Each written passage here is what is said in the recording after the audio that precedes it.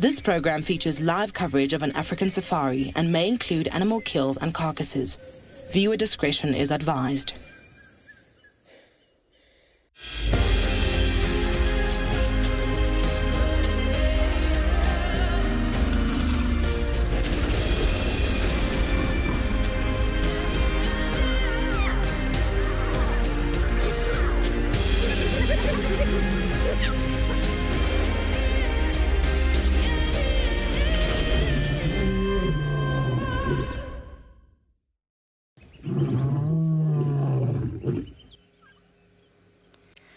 Good morning and welcome to a beautiful sunrise here at Djuma Private Game Reserve in the Sabi Sands.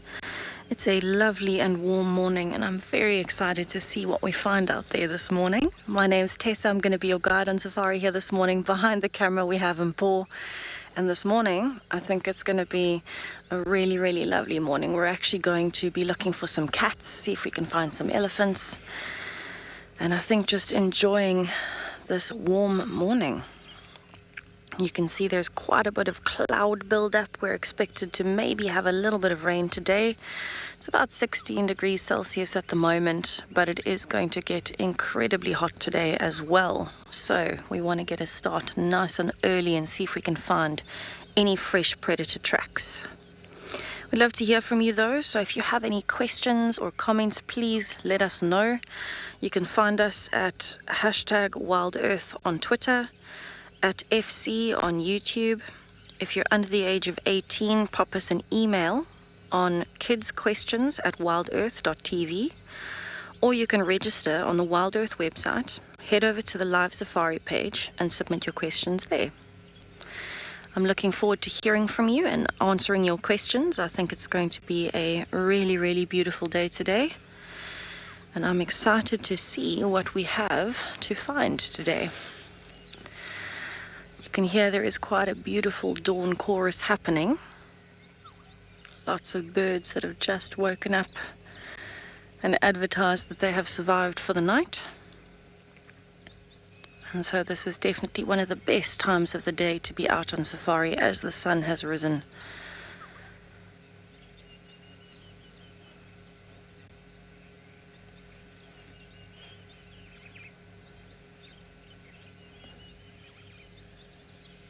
It is still very nice and pleasant. It's quite mild this morning. It's not cold, it's not hot. It's just the perfect temperature. And I've got a lucky feeling today about the predators.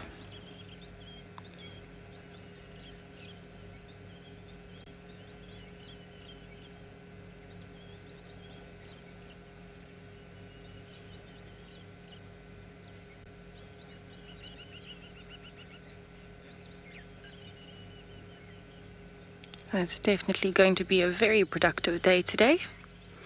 While I watch that sun disappear behind the cloud bank, let's have a look at what the weather is doing in our different locations.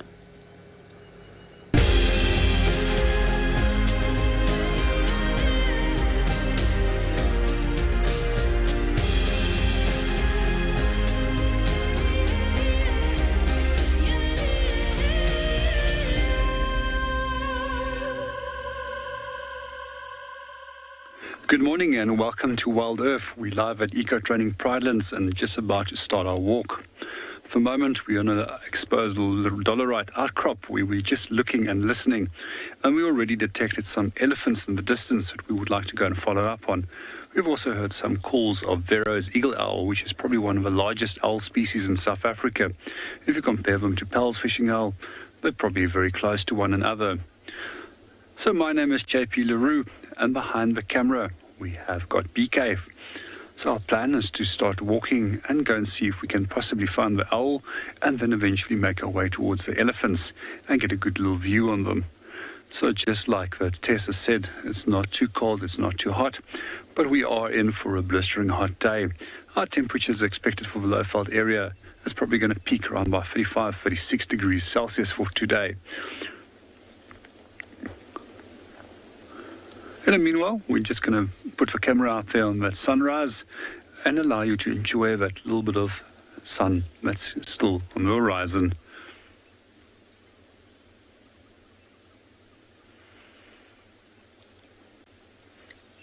just amazing how quickly the sun is coming up these days and how quickly we're actually losing that sunrise.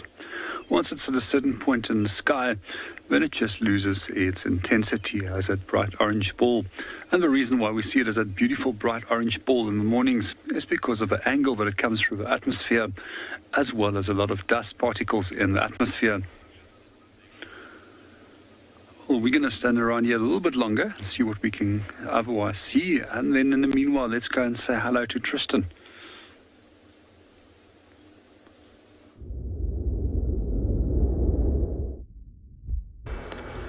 Well, while JP sticks around his rocky outcrop and sort of looks for little things in the crevices, we're on the dam cam. You can see the sunrise has just come up over the dam.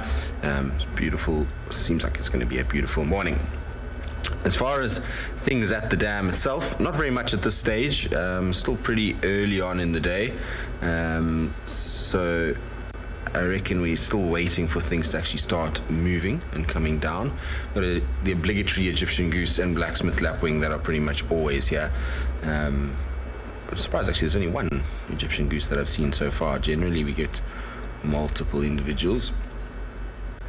What's this at the bottom here? That looks like something that's sitting on it. Is it this, the lapwing on the nest? Certainly looks like it, doesn't it? Let's try and see if we can get the focus right. Well, it does look like a little lapwing on a nest there. Now, there's a few branches that have been placed around it, or look like it's been placed around it. I don't know, because the nest wasn't there. The nest was actually more out in the open. So I don't know if it just lost that egg and relayed. I'm not sure. But a pretty convenient place to put it, and I actually think a much better place for this guy, because with all the elephants that we have around at the moment, when they stand, they're not going to really stand on branches like this. So the likelihood of squashing the egg or the chick is far less if this is kind of the arrangement for this bird. So it's quite a clever little spot that it's gotten itself into. I'd imagine that it will hopefully be successful in its endeavor to raise this. The other problem that it's got is baboons and slender mongoose, which are here all the time, and monitor lizards. So a lot that goes on for these lapwings. You'll also hear a heron that is just coming in. Let's see if we can find said heron. It's making a noise. I can call it. I can hear it calling. Heron normally lands in one of these big dead trees.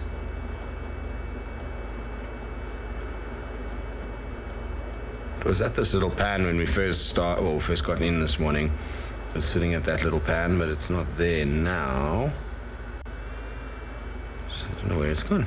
Well, I thought we would have seen it in one of these trees. Yeah. I'm not sure where it's gone. Interesting. All right. Well, we'll look around and see if we can find it. I heard it calling, so it can't be far. And hopefully we'll have lots of other little things that will come down to the dam.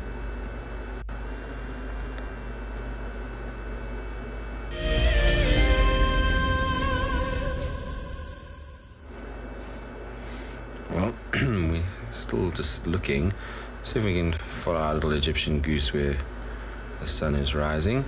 It'd be nice just to sit and listen also to the dawn chorus. It's a beautiful, beautiful morning out there. Seems like we're going to get some welcome relief, so we'll just sit and let you listen to the sounds of the dam cam.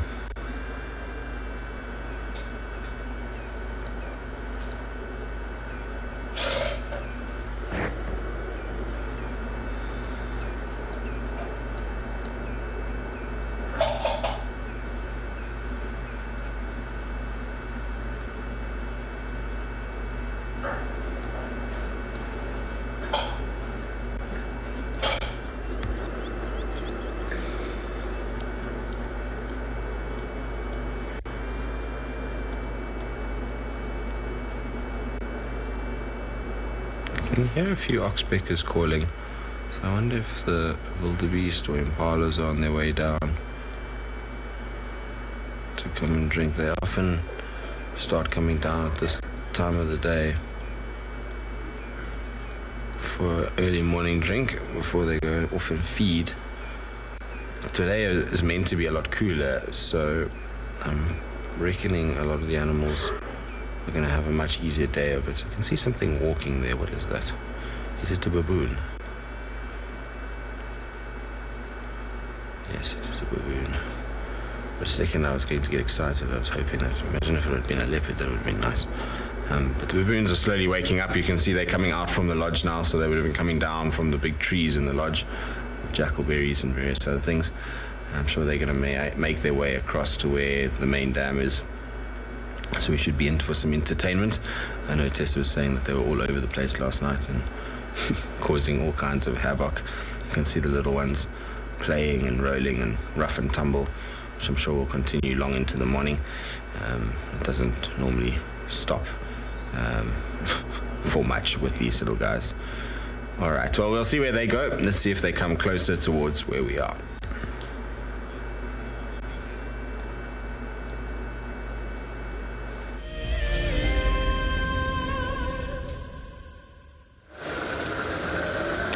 So I'm actually driving down towards Twin Dams.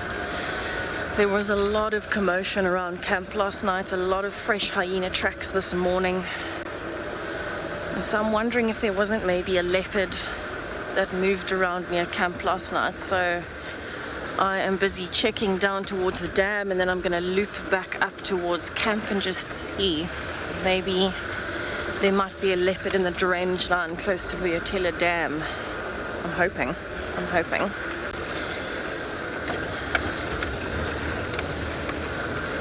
I have only seen fresh hyena tracks so far. So basically what I'm doing is Rexon, one of the other guides, he's checking on the northern side of camp. I'm checking down the southern side of camp on all the roads here. And what we're checking for is to see if any tracks have crossed out of that little circle that we're doing. Because if those tracks have crossed out, we know where to start looking. If they haven't, well then we might have tracks coming in and not out. That means the leopard might still be there. So I'm really hoping that we might get lucky this morning. The temperature has actually dropped since sunrise, but that is quite expected because it's now, the sun is behind the clouds. And usually towards 6:30, 7 o'clock in the morning, it kind of dips and then it comes back up again. So this is really the best time for a leopard to be moving around. So I'm scanning kind of the brush around me, I'm looking up the trees, I'm checking the road for any tracks. And we will have to see if anything comes out. I do know that there were 3 lionesses that were also in this area last night. So what I'm hoping with that is, you know, maybe with the lionesses being here, the leopard wouldn't have pushed south, it would have stayed closer to camp. But it's definitely worth checking anyway. There is a decent chance of finding something here. I'm also listening for any alarm calls, if there are any strange calls coming from any of the birds, particularly things like crested francolins. Their alarm call is very difficult to miss.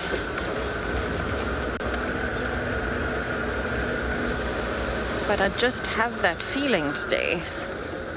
I have that feeling that it's going to be a really good day on predators.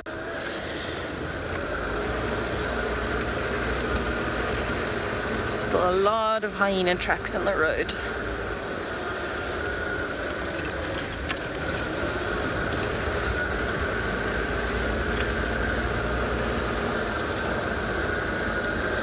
I think especially because at the moment, you know, there's a very small chance of rain today. It's a good time for predators to be moving. Tammy, so the reason that we would see the tracks of the hyenas but not necessarily hyenas a lot is actually because there are no active den sites at the moment. So when there's an active den site, the clan will be together at that den site, and so they'll move in a radius from that den site. They might move in pairs, they might move alone, but regardless of how they're moving, they come back to the den site. They have somewhere to come back to. And so what that means is if they're living there, we've got a much higher chance of actually finding them, because they're going to have to stay in that area. And so they come out for food and they go backwards and forwards, and then we end up bumping into them. We also then have the amazing opportunity to actually go and sit at the den sites and have a look. Because there are no active den sites, what happens is for a hyena to find food, they would normally split up every night as is, but now they don't have a base to come back to. So as they split, they can keep moving as far as they want to. They don't have to come back towards the den. There's no little cubs to feed, so they would then just keep moving on their own. And so we see the tracks because they're out mostly at night. They are nocturnal. And then sometimes early in the morning or late in the evening, you might find them every now and then, one during the day. But they've split up to feed, which means there is no way that we will know where they are at any point unless you actually bump into them or try and follow the tracks. They have to split up to get food because a lot of hyenas will attract a lot of attention. So the easiest way is to sneak around on your own looking for scraps, and then you don't have to share. It does make it very, very difficult for us to try and predict where the hyenas are going to be. And so when there is no active den site, we actually rely more on bumping into hyenas. They can move a massive distance at night, kilometers and kilometers, looking for food. So even following the tracks, unless they are literally still warm, wouldn't really prove very useful, because they move so far and so fast that you'd be 2-3 hours behind all the time, if not 6-7 hours behind. So unless it went and slept somewhere accessible, you wouldn't find it. It's very interesting to see how the hyena dynamics and the movements change when there isn't an active den site. I just want to have a look here down in the drainage line. So while I do that and have a quick scan, let's have a look at the prize you can win at Eco Training's Pridelands as an explorer. If you are a WildEarth explorer, then we are excited to announce that there is another unique prize for you to win. Sign up to be an explorer before the 16th of October 2021, and you and a friend could be heading off to an Eco Training Ranger experience. This 2-night opportunity offers a living and learning adventure where you will combine seeing incredible nature with gaining knowledge on how animals live in the wild. You will approach dangerous game on foot, learn how to track, do some 4x4 driving, and have an exclusive opportunity to join the WildEarth team behind the scenes on the live show. After each action-packed day, you will relax around the campfire and listen to the nighttime choir of animal sounds before you drift off to sleep. WildEarth Explorers, it's in your nature. Welcome back on Bushwalk. We're at the moment busy approaching a group of African elephant bulls. We can just hear how they're breaking branches in the distance while they're feeding. So at the moment, for the path that we chose, we had to choose a little bit of a different path as planned, as the wind direction started to swirl, and we want to remain on the downwind side of these animals. What we also want to make use of is the position of the sun. It's nice and low at the moment and nice and bright.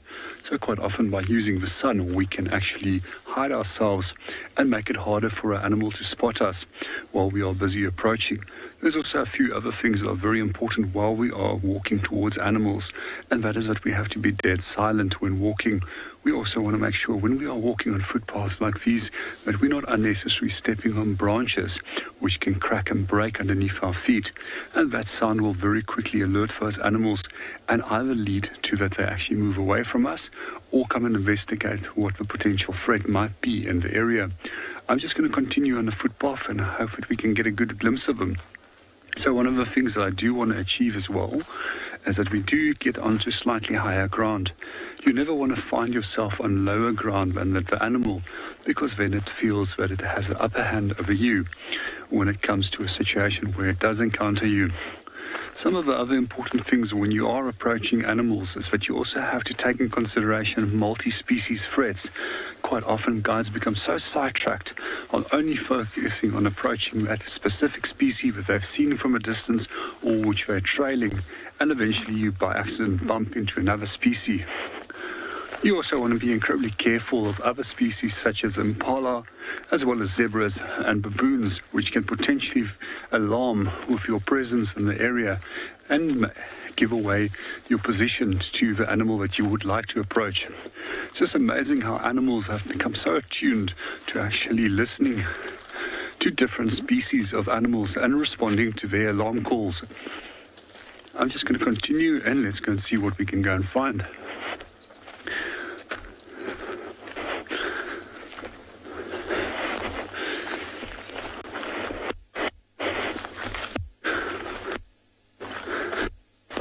Good skill if you are battling to actually hear what's going on around you, especially when you want to pinpoint animals, is actually just to cup your ears like this, and it will actually amplify the sound and it will help you to determine where the animal is.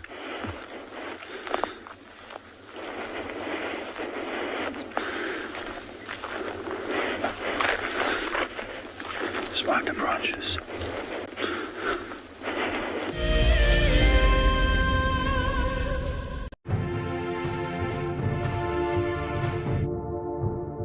Free diving is the purest way to experience the great African sea forest.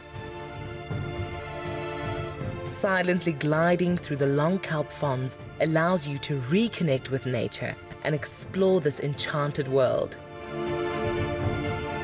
Sea Forest is a brand new daily experience coming soon on the WildEarth channel. You will explore an underwater forest live from Cape Town, while a team of naturalists explain what we are seeing. Like trees in a forest, these kelp provide food and shelter for many, many species. Magical encounters with shy marine life, crustaceans, sharks, seals, and so much more will all bring a window of calm into an otherwise chaotic world.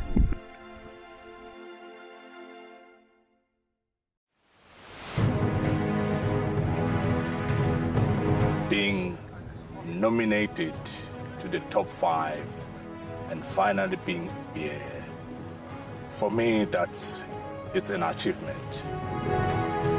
Tracks, I believe I did quite well, and the walk. And sometimes you often drag their feet forward. The storytelling as well. So yeah, I think that's where I see my strongest point. And then, that was the opportunity of the scrappy. I say the bedding and the call, definitely, for me, it was quite a big challenge. Guiding is not all about the award that we have had, but in sharing the experience and continue to do what we have passion and love.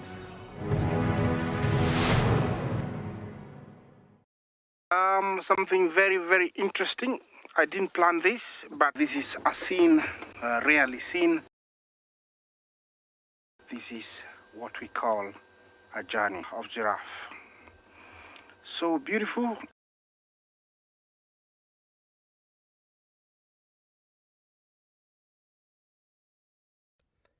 Tune into WildEarth every single day. It's in your nature.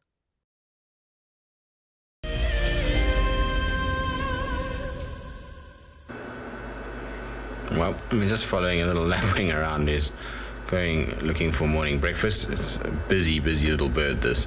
They run around all over the place and then just see something and go darting forward. You might hear a couple of little francolins in the background as well. They're making a bit of a noise this morning as well. So nice bird calls actually today.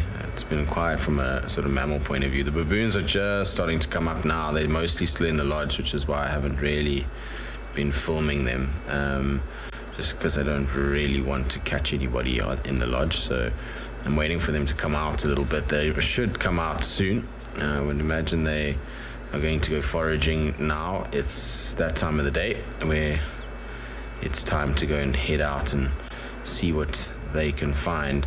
A little Egyptian goose.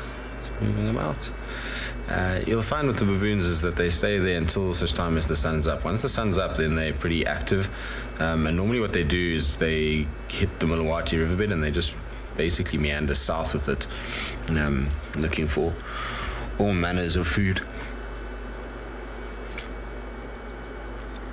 So they'll go after the, fruits and insects, and obviously every now and then even little antelope that they find. If they find like a little baby that's not walking yet, they'll take that.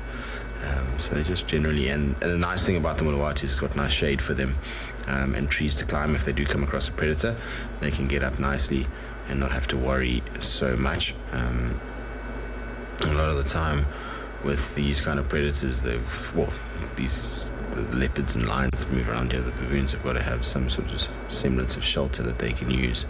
Otherwise they get caught out pretty quickly. Now it should be a much cooler day today. The weather forecast is saying that we're not going to get the same hot temperatures like we did yesterday. So it's going to be interesting to see if anything actually comes down this morning. There's been so many elephants around. I'm hoping that by at least some point during the drive, Ellies will come through. Talking about elephants, it sounds like JP's got his, and has managed to get himself a little closer.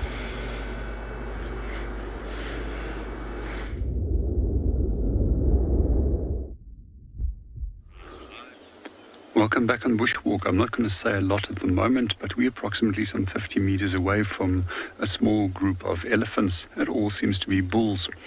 One of the things that I've noticed is that they've been followed by a number of fork-tailed drongos, which is benefiting from creating a disturbance as that they're stirring up insects, which the drongos will then catch. It's also often a good way of actually locating on animals. And this has actually got me out of trouble, especially with buffalo, when I was walking into an area where I've noticed a very similar behavior. We're just going to reposition and see if we can get a better view of the elephant.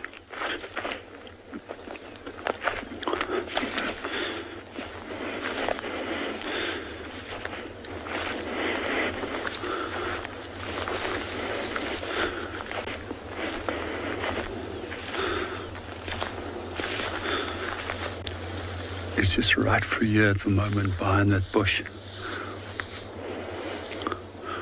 It's just amazing that an animal that is some 4,500 kilograms can disappear so quickly, and also obviously one of the largest land mammals on the planet. These are still comparatively small.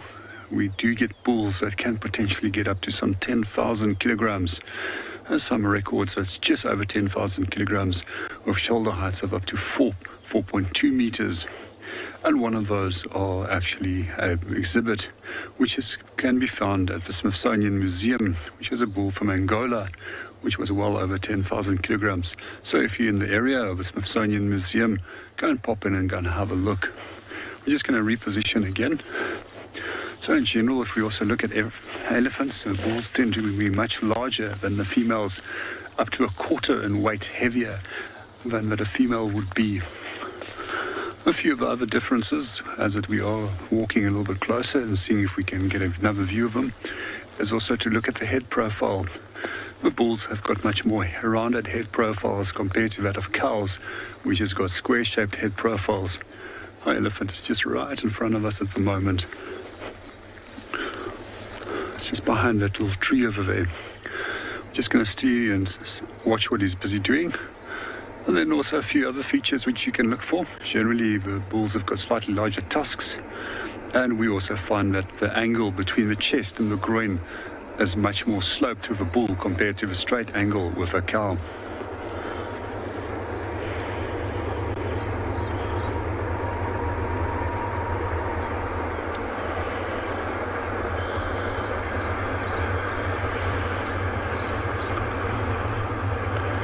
Well, we're going to, from here, see what Tess is up to and stick around here a little bit longer and see what our elephants are doing. Hopefully we'll come into the open and we'll be able to get a better view.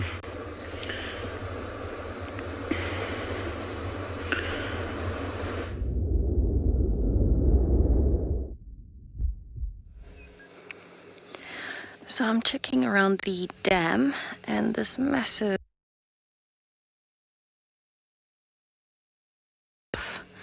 seems to be incredibly relaxed. There was also a kudu that I saw that was looking quite relaxed, and so I don't think those lionesses are around anymore. But just watching him for a second, he looks very, very old. He looks as though he's struggling to walk a little bit, like his back legs are sore or stiff.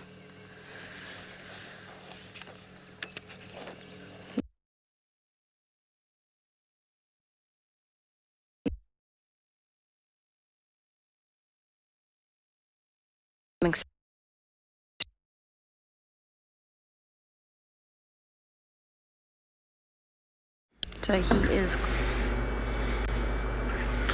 Well, it seems like Tessa's got a little technical issue. We're still just on the dam cam at the moment, of course. Hopefully, actually, good news is that it looks like we might be able to get Rusty up and running by this afternoon, which will be wonderful. It'll be nice to get out and about again on Rusty. For those of you that don't know why we're on the dam cam, Rusty's had a little technical problem, so it's not a mechanical issue. The car is absolutely fine from a mechanical point of view. It's more a technical thing. It's always the case that things just don't well, they stop working on like a Friday afternoon or weekends, where it's always a lot harder to get things sorted out. So should be up and running this afternoon, hopefully. Might not be as much of a capacity as it was before, but we'll figure it out. Anyway, baboons, just like I say, still in the lodge mostly. There's one or two of them that are out and taking it very, very, very slow this morning. This particular baboon looks like it's still half asleep and wasn't quite ready to stumble out of bed. I can sympathize with the feeling sometimes when you kind of get up and you just feel like I'm not quite awake yet, and it takes a few minutes just to kind of figure out where you are and what you're doing, and eventually they'll get going. I'm sure they're just enjoying the fact that the sun isn't out too bright just yet. There's a nice little cloud cover or cloud layer, and it's not ridiculously hot, so it allows them to just enjoy a relaxed morning. Here it goes back off into the lodge. They're a nightmare, I must be honest, when it comes to the lodge. The poor housekeepers that look after the place, I think all they do is end up cleaning all the mess that these guys make, which is from trees to that they break and branches that fall to them urinating everywhere and defecating. It's not a fun job, that. So I'm sure they're hoping that they go out fairly soon. Still pretty quiet in the dam. There's no hippo today, which is quite interesting. So, yeah. All right, we'll keep looking and seeing what we can find. In the meantime, JP seems like he's got a better view of his elephants.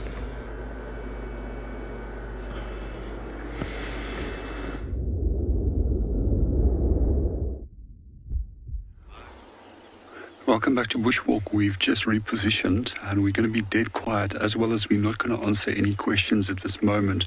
Just going to enjoy the sighting. There's approximately 4 elephants that we can see at the moment.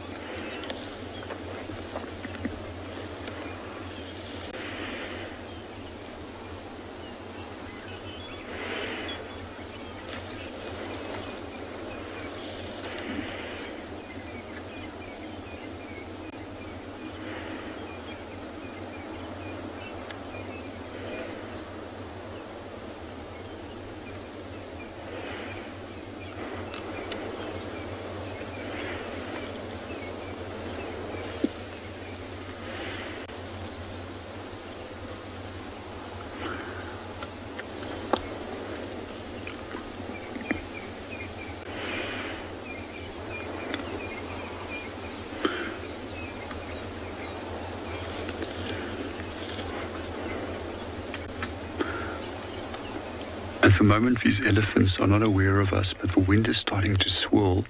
And what I'm going to suggest is that we rather move out before they can potentially smell us. So let's move out from here. So one of the important things is when it comes to walking is that when we walk, we want to remain undetected. And we also don't want to disturb animals in their natural movements. And when we do make an approach, we always make sure that we leave the animals as if we found them and not altering their behavior in any way.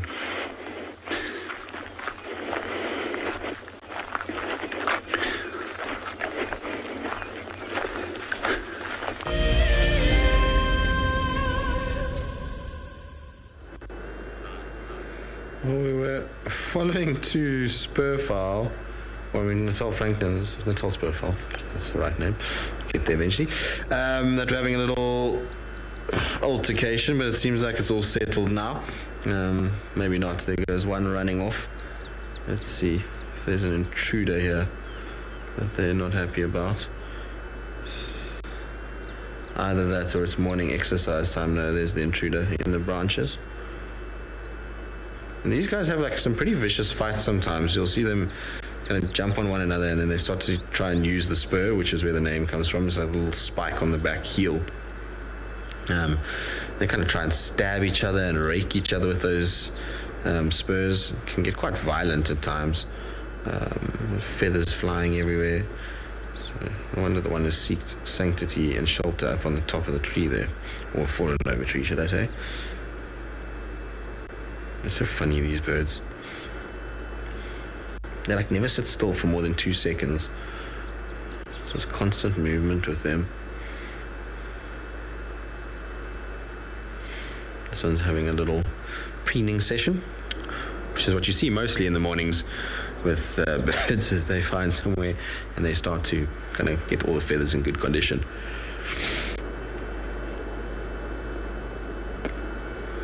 All the feathers in good condition before they start to head out for the day and fly around and do their thing. I mean, these guys mostly are traveling on the ground, so they're covering quite big distances.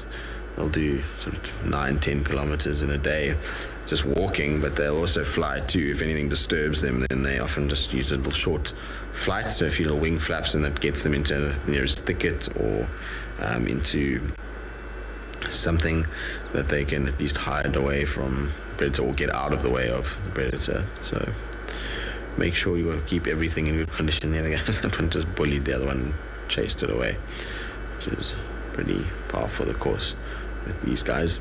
They always competing with one another. All right, well, we'll see what else is going to lurk around the camera. Hopefully something will come in at some point.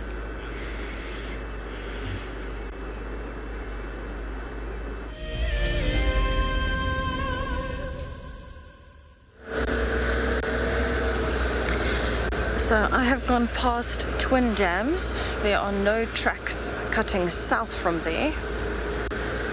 And so I feel like possibly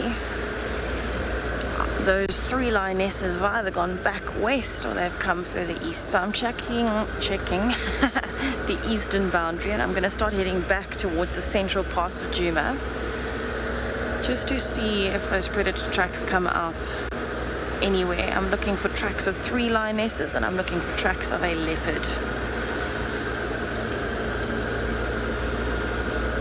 So far there are some very relaxed kudus and giraffes in this area and a lot of very relaxed birds, so I don't feel like they've come this far east, but it is good to check because then I can narrow it down into the block.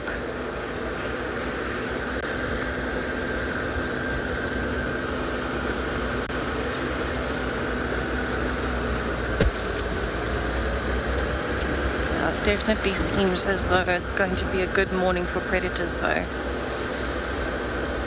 think there was lots of activity during the night last night. It was quite a warm night and it's still nice and cool this morning.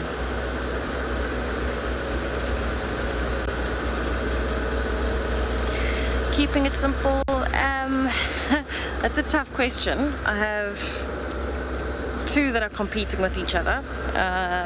I think my absolute favorite time to come to the bush is probably towards the end of winter, so July, August.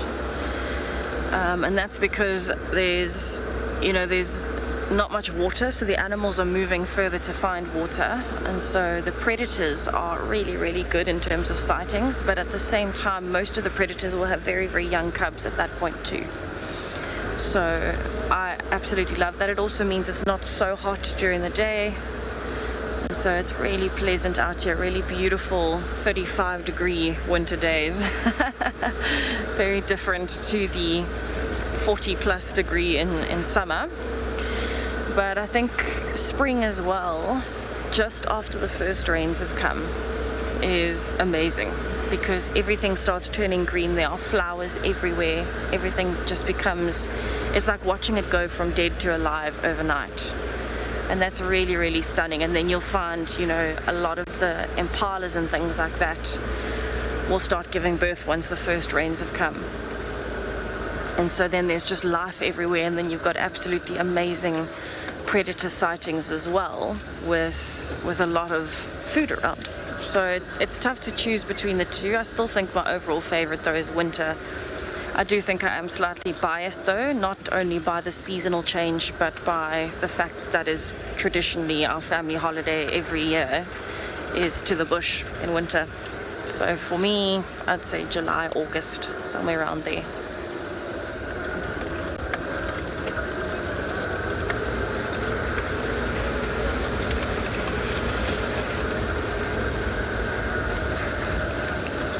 Right, so I've now cut back in, heading back towards the central parts. So I'm actually going almost straight west at this point. And I just want to check, because there weren't any of those tracks on the southern boundary or on that part of the eastern boundary. So maybe they've crossed back up north, in which case at least I'll see the tracks crossing this road.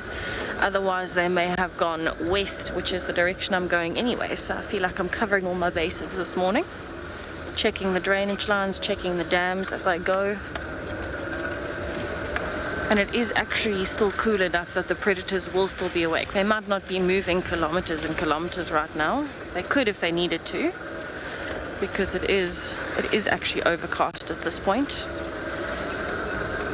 But chances are you just won't find a flat sleeping lion at this time, because it is still so nice and cool. Very likely that a leopard might be moving.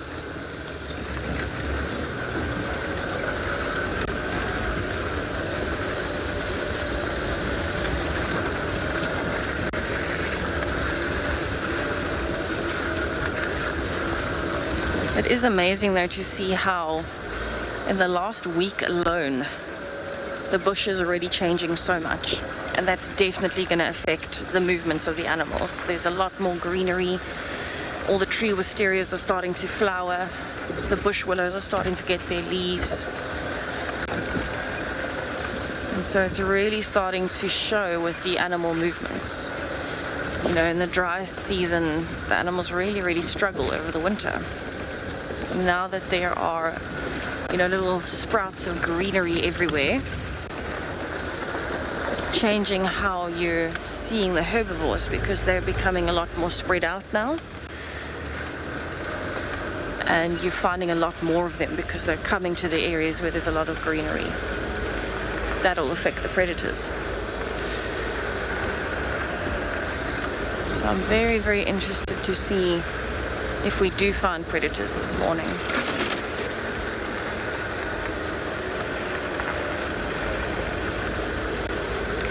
Grey, the area that we can traverse is probably around 6,000 or 7,000 hectares, including Djuma, Torchwood, Buffelshoek, all the different areas that we can hop over onto. The areas where we might actually be able to broadcast from, though, in terms of signal, might not be as big, depending on the weather and all sorts of other things too. There are some elephants that are about to cross the road. This makes me very happy this morning. I wanted to find an elephant. Let's see if she comes over. It looks like it's a whole herd. They are quite spread out. Some already on the left, most are on the right.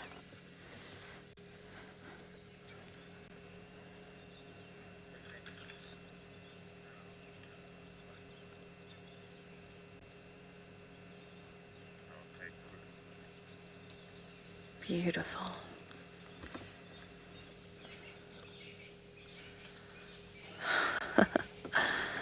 Nothing like finding a herd of elephants in the morning. I'm just going to move a little bit forward now that she's crossed. There are some more coming, it seems, and there are quite a few calves here, which is amazing.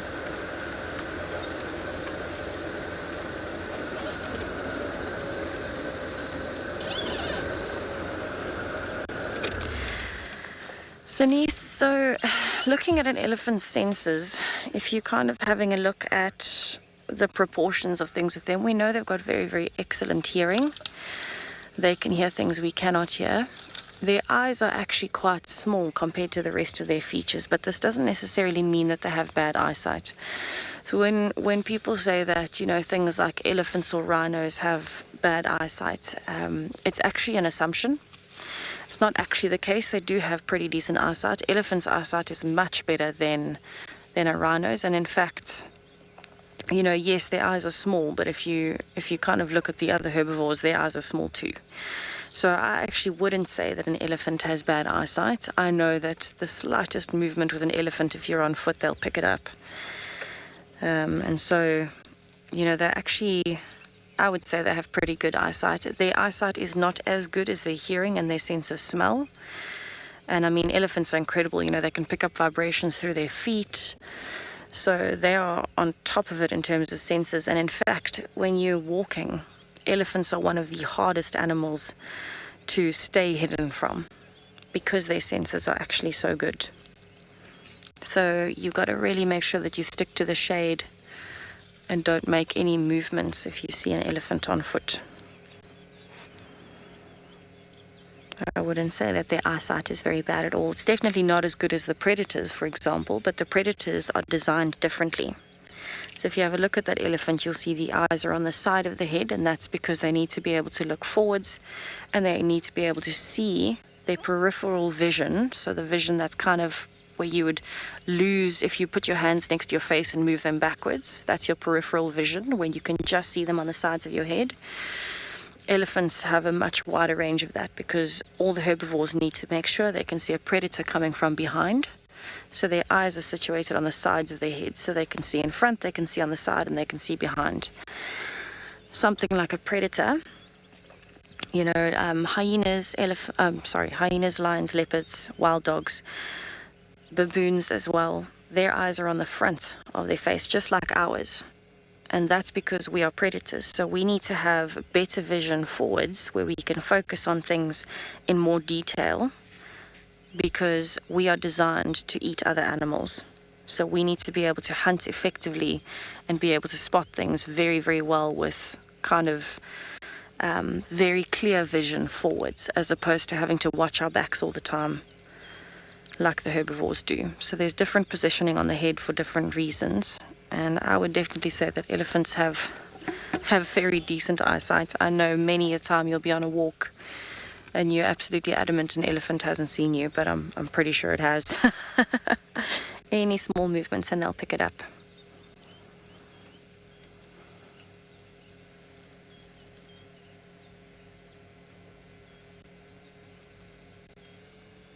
Yeah, their eyesight definitely isn't as good as something like a leopard, but not as bad as something, you know, like a rhino, for example. You can imagine for elephants as well, they are quite tall animals, so for them they actually have better field of view in that sense, because they're a little bit higher up than something like a rhino, which would have its head down in the grass all day. There's another one that's actually looks like she's about to cross the road again.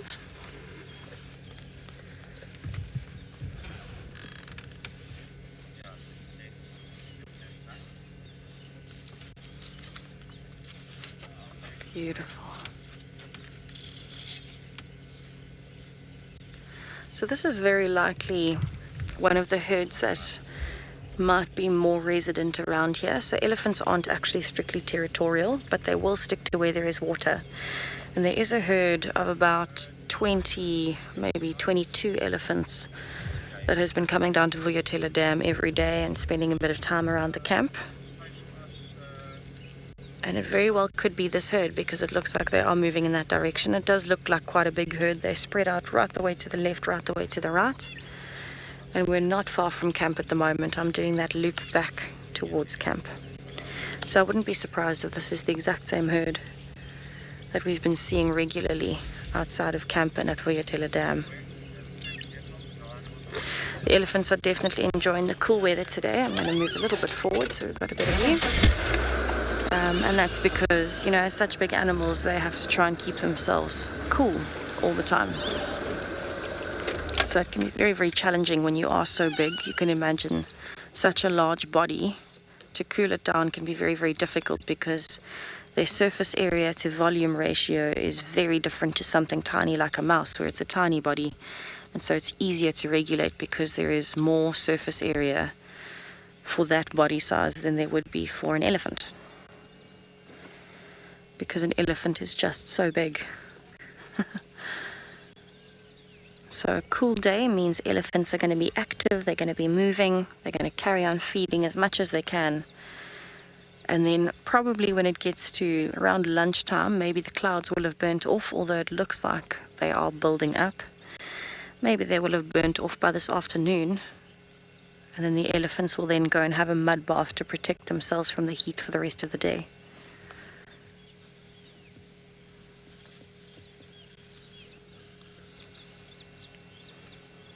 So it definitely looks like they have been feeding here for a while.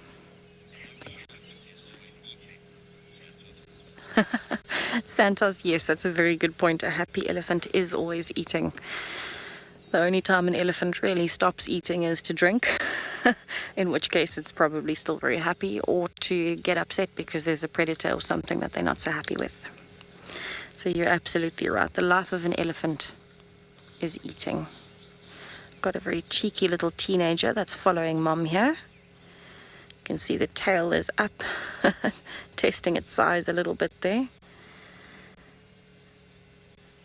Just trying to show us that it is here. Don't worry, little one, we saw you.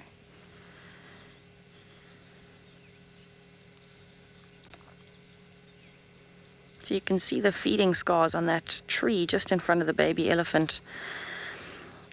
I think these elephants have been here for quite a long time during the night, because a lot of trees have been broken and stripped around here, and it all looks very, very fresh. You can see still the red of the bark in the places where it's been broken. And so I think they've been feeding here for a while already. But it is nice to see them slowly moving down. It does look like they're moving in the direction of Vuyatela Dam, so I'm hoping they come down for Tristan this morning. And they'll probably spend their time around the dam and in the drainage line to keep cool.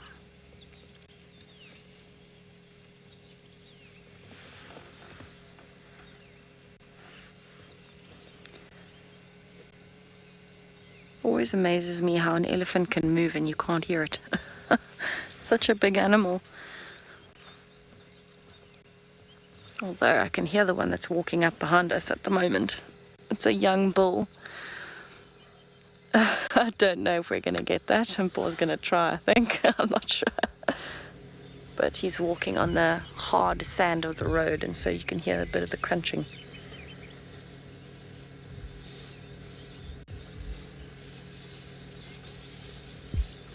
So I would say a young bull, especially, that kind of size, is actually just on the verge of being kicked out of this herd.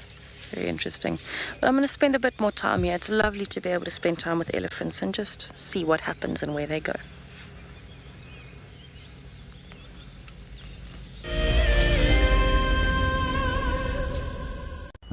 The WildEarth channel now runs for 24 hours a day and is filled with exciting wildlife experiences for the whole family.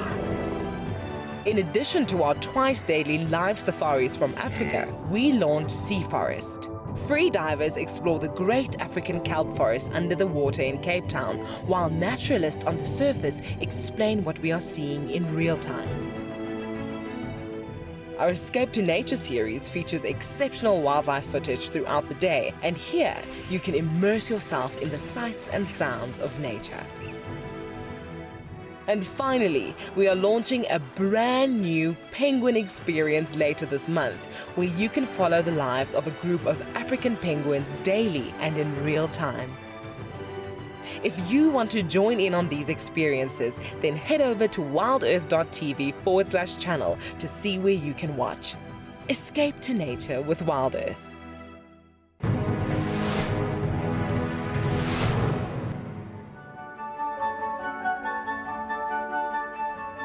Civilized to just found some black rhino tracks. A mother with a calf. The calf tracks are so small. They're somewhere here in this area, but it's too dense to walk this way. So we're gonna walk around where it's not so dense. Let's hope we get lucky.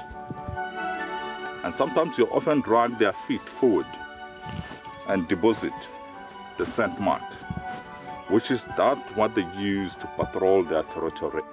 We managed to get a glimpse of the black rhino, but for safety reasons, of course, we held back and we walked a different way, but it was such a fantastic experience. We didn't just focus on the big things, because it's not all about the big things. We focused on army ants and lots of dung. Civilized did an incredible job, but it's up to the judges now.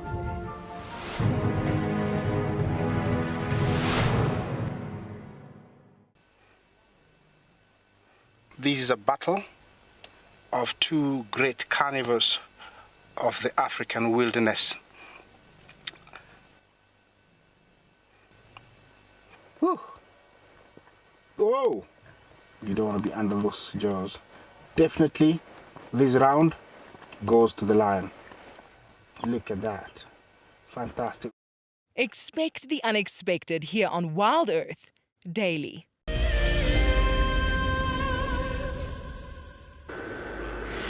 Well, our baboons are slowly starting to come out now. They have emerged from the lodge and are just pretty much everywhere. There's some that are playing with sticks, some that are playing and tackling each other. There's grooming going on. It's all the kind of baboon things that happen. They actually are quite entertaining to watch from a camera point of view like this. You know, with the car, they don't really allow us to see them in this regard. They generally scuttle off. So nice to kind of see them with the camera, because they actually just are natural and do whatever they feel like they want to do. This little one over here has decided it's got a stick and it's not letting it go. You can see it's carrying the stick in its mouth. So jumping around like a little hooligan.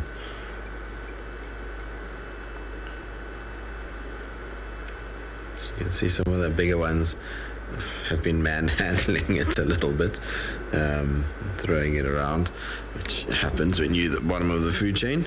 You unfortunately get flung around a bit. Eventually you'll kind of grow up and it won't be so bad. Everyone will start to leave you alone. What's it got now? Looks like it's got a piece of buffalo dung now. It's like, no, that's not very nice. I don't want to eat that. It's all parts and parcel of learning. For this little baboon, everything at the moment will be new and fresh and interesting. And so the more it's climbing and using its hands to pick things up, the more it's starting to understand. It's just an invasion. The more it's starting to understand its environment and how to go about living within its environment. And it's just chaos everywhere. You can see there's baboons running in all directions. There's these two at the bottom here that look like they're up to no good as well. Interesting to see. Is that baby in amongst all of them? It is. These must be related individuals.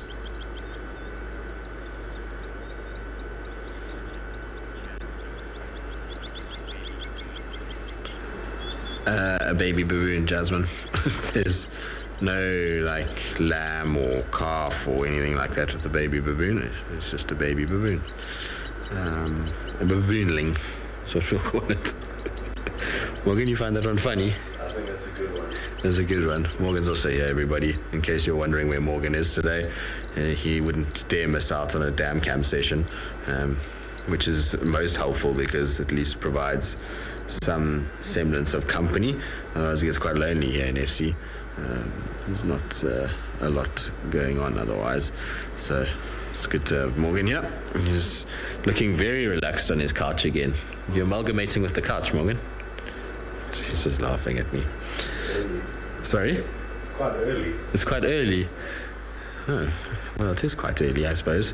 I mean, it's 7 a.m. It's not so early. But Morgan's been here from the beginning this morning. The cam-offs have actually been an absolute treat. Both Paul and Morgan have kept Tessa and I company in the dam cam shifts. They could quite easily just go and do their own thing, given that they actually don't have to help us really with anything here.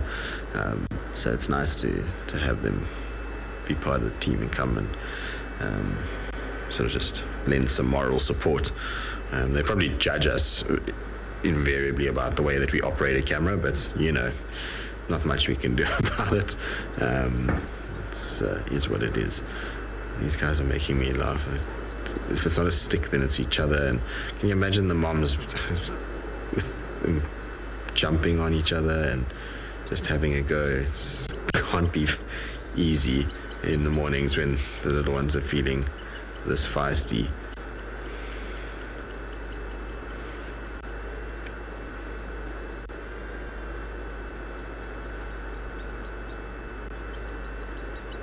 See, the older ones are far less inclined to play. They'll play for like 2 or 3 minutes and then they decide that's it.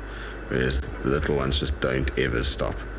They're constantly chasing one another around.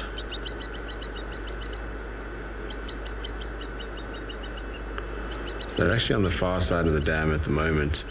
And whenever you see these guys like this and you know them running around and kind of playing, then you know full well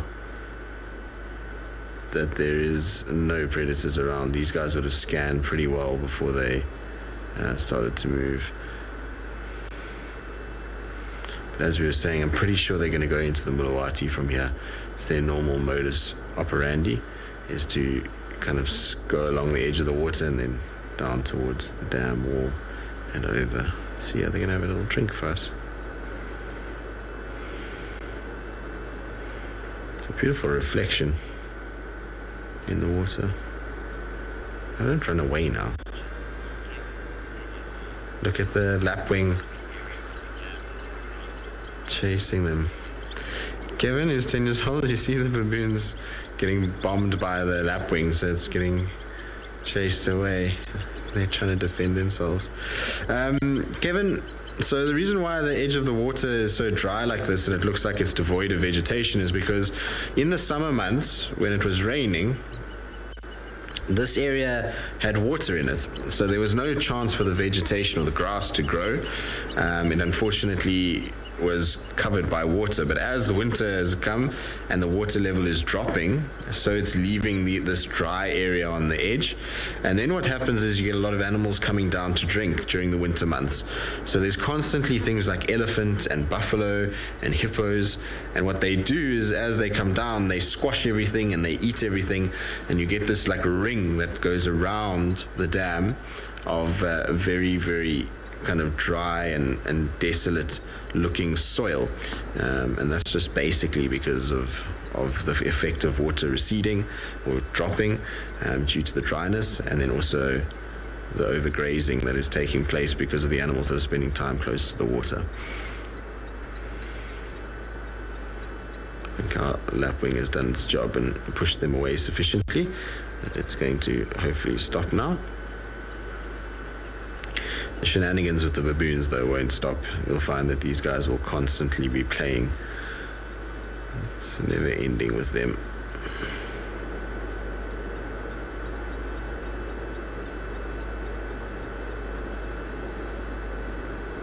But yeah, they're heading straight to the Mulawati now.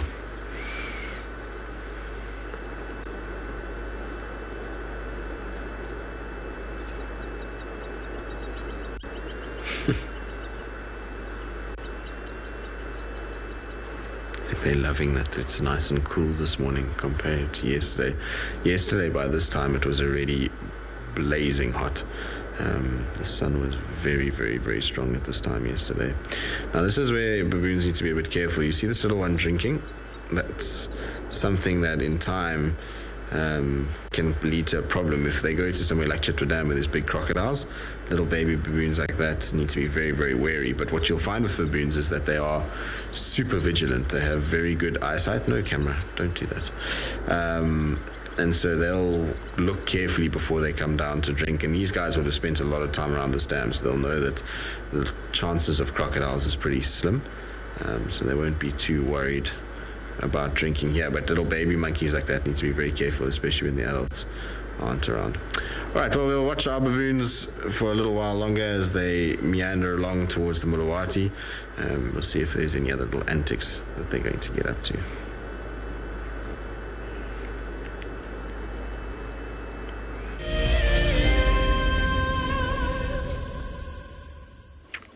Welcome back on Bushwalk. While we're out on walks, it's always very important to keep a track of which direction you are moving, as well as what is the cardinal direction points. At the moment, the camera is pretty much facing somewhere towards the east. However, the sun will start moving slightly north a little bit later on in the morning, and it will not be precisely east. That's one of the ways that we can use to orientate and navigate when we have the sun out.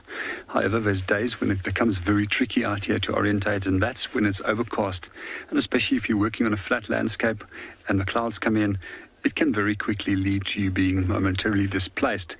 And it's happened to me in the past as well. One of the other methods that we can use to orientate ourselves in a natural environment is simply a watch. And I've just set my digital watch onto analog now. And what we want to do is we want to take a little stick, put it onto the side of a watch, let a shadow fall from 12 to 6, and then the point between the hour hand and the 12 over here, that is roughly north. So that will help us to orientate ourselves. In this area, there's also a number of other things that we will use to orientate ourselves. These might be man-made objects, like some of the towers in the areas, as well as railway lines that's in the distance, as well as electrical pylons, which we might see in the distance. But there's also a number of natural objects which we use, and these include ridges, mountains, as well as trees. And one of the trees that I like to often use is the specific knobthorn when we walk in this area. It stands out well above the others, and it's got a prominent red-billed buffalo weaver nest in it. And those nests are generally placed on the northwestern side of a tree, which helps you to actually orientate yourself when you're not sure where you are heading. So from here, I know that I just have to simply go straight north from this position, and there's a little ridge where I left the vehicle earlier this morning. That's always also a good idea if you are going to walk in wilderness areas and you're not precisely sure where you're starting or where you're heading. It's always important to mark the position of your vehicle on GPS, that you can very quickly backtrack to that position should there be an emergency where you need to rapidly get to your vehicle.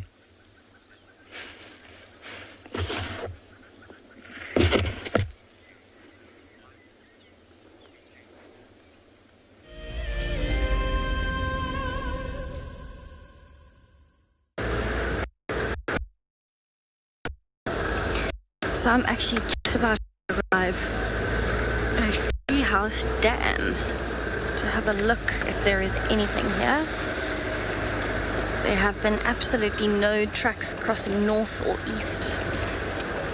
There weren't any in the southern section in the part that I checked, so I'm thinking they've come either south or west,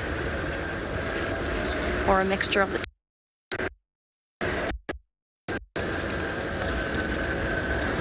So let's have a look. Just spend a little bit of time here at the dam and see what happens. You never know what you'll find.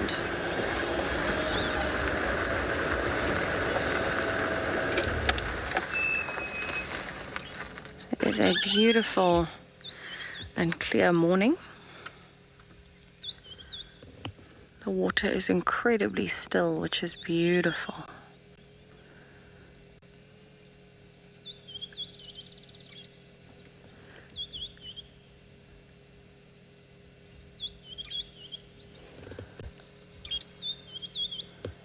You can hear there's quite a few birds calling. None of them sound alarmed though.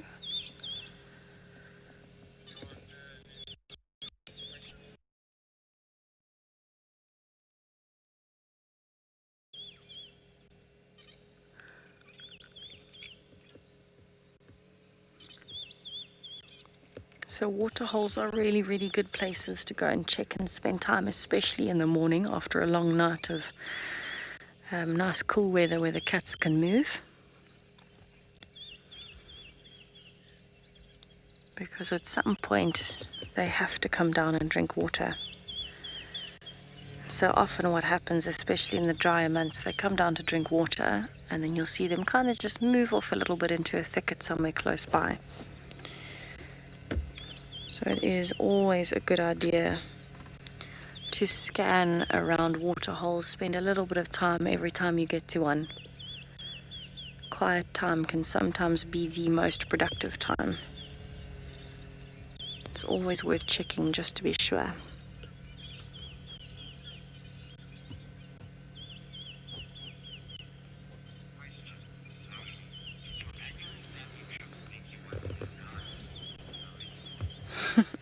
So yes, that is exactly where my passion for guiding came from. It's actually been a family tradition since before I was born to come up and visit the Kruger Park every single year if we could. So yes, that's exactly where the passion came from. I'm very blessed to have grown up with a family who loves wildlife. We love the bush. And so that respect for the bush and for animals and conservation was brought from a very early age. I know all three of my brothers at some point or another might have wanted to come and live in the bush, but I was the only one brave enough to do it. And they're probably gonna shout at me for that comment later, but that's all right. It is an amazing place to be. It's where I started learning birds and animals and really just fell in love with particularly the southern section of Kruger Park and the Sabi sands, but also, you know, leopards in particular, and just being able to spend time driving around, even in the times where you don't see anything. It's just so amazing to be in the bush. So I knew when I was 8 that this was what I wanted to do. I strayed a little bit here and there on the way to get here, but I got here in the end, so that's all that really matters. I actually distinctly remember when we were very, very lucky to be able to do some international traveling when I was in my final year of school. So I was 18 years old. And as silly as it might sound, I remember being quite upset that we had booked the holiday with our whole family over the time where we would normally come to the Kruger Park.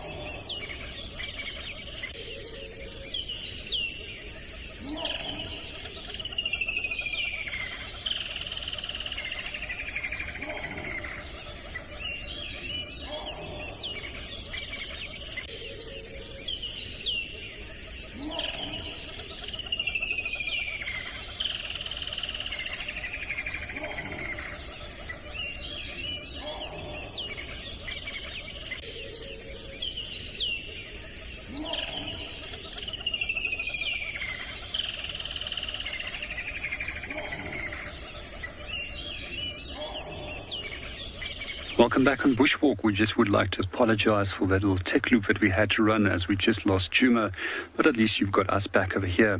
For the moment, we are looking at some elephant dung. For those of you that are first-time viewers that don't know how to separate that from other large herbivores, such as rhinos, as well as hippos, it's generally red-brown in coloration. It's also got a wide range of different material inside it, ranging from twigs, as well as leaves, seeds and pods, and even the inner bark of trees. They reckon that they take up to 157 species of different plants, which they will consume, which makes them incredibly important when it comes to recycling of nutrients and minerals within the ecosystem.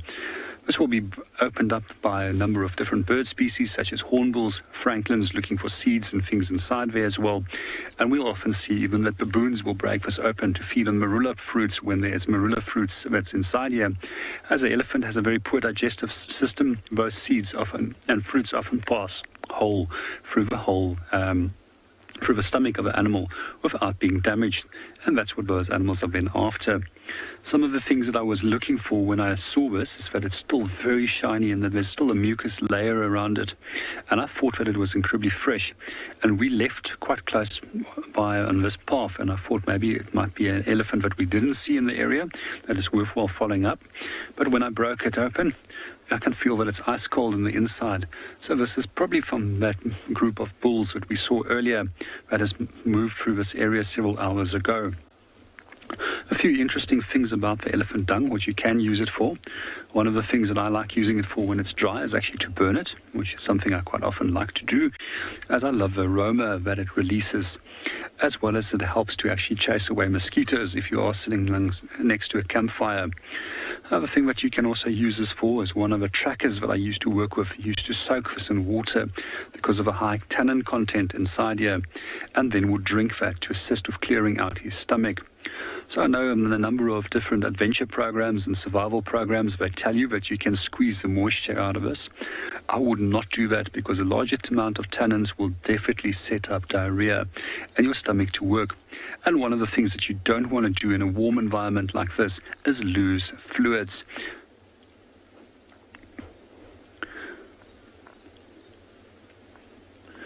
If it does come to other species, which we find as large herbivores, which you might confuse this with, often we confuse this with black rhino because black rhino also has a red-brown coloration to the dung.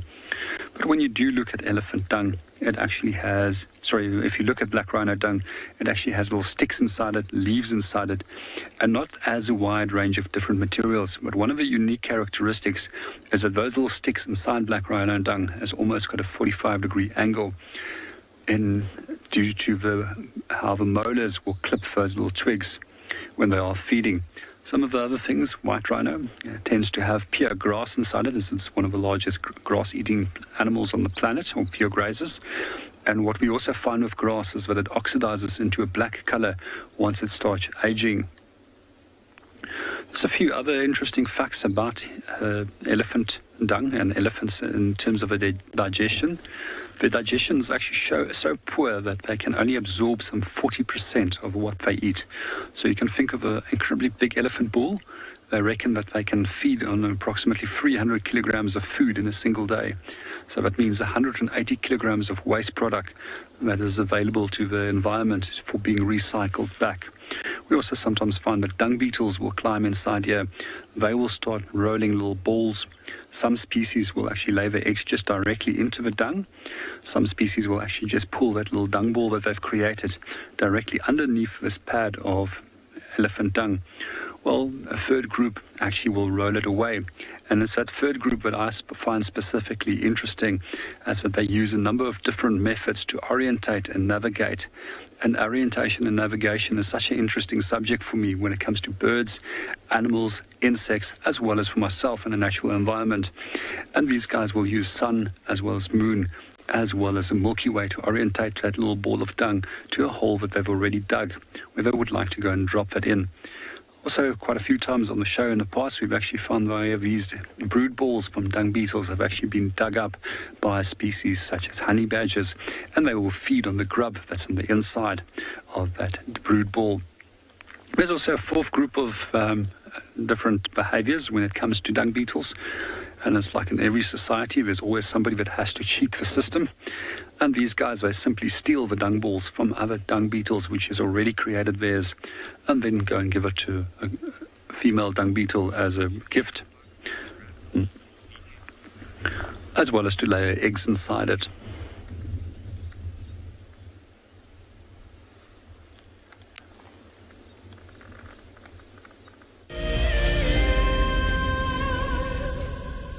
The Masai Mara in Kenya is an iconic wilderness filled with life. Its inspirational beauty has captivated our hearts on WildEarth for many years. While this season of the world's greatest migration has been missed, WildEarth is preparing a spectacular comeback in 2022. For the first time ever, WildEarth will be running expeditions to Kenya's Masai Mara throughout the 2022 migration season. Hosted by David Githu and Isaac Rotich, you could be a part of the team that shares the wildebeest migration with the world, live on WildEarth's daily safaris.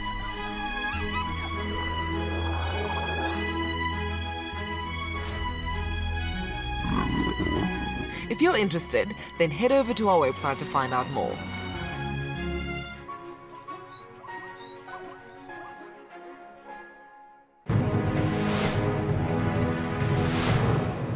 We're in the center of the reserve. It's a much more open area, so a completely different experience. It's also in the afternoon, so just a little bit hot, shall we say.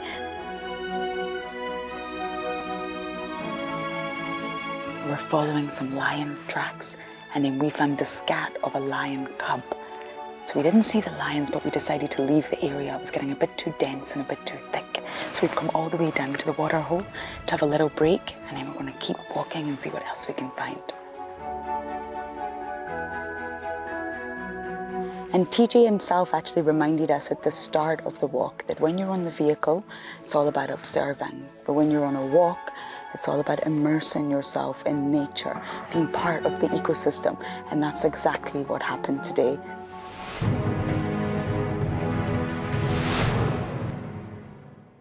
Looks like it's a very difficult climb because every time it tries to climb, the ground is breaking, so it slides down.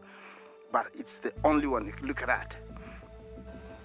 That is the call of desperation with the cub. It's like, what are you doing, mommy? Oops! Oof!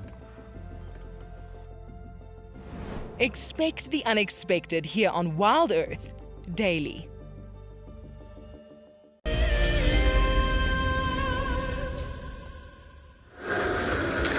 So I have just left Treehouse Dam. There's a little duiker that came down and a few birds that are active, but no signs of predators. And that definitely makes me think that those lionesses either crossed southwest or have come further west.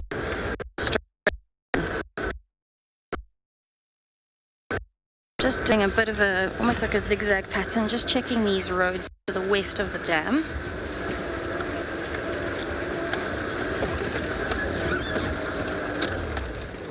And I'm just checking for some tracks.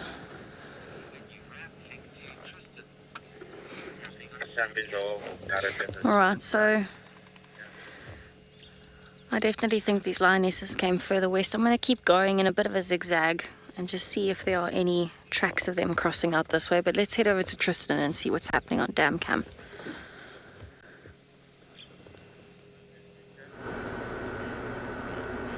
Well, good luck, Tessa. Hopefully you'll find what you're looking for. We have very little to show for our efforts on the dam cam. We've been trying to find things, but there seems to be devoid of very much at this stage. There's a squirrel, actually. I've spotted a squirrel, everybody. Hold on to your hats. It's about to get extremely exciting. Here we go.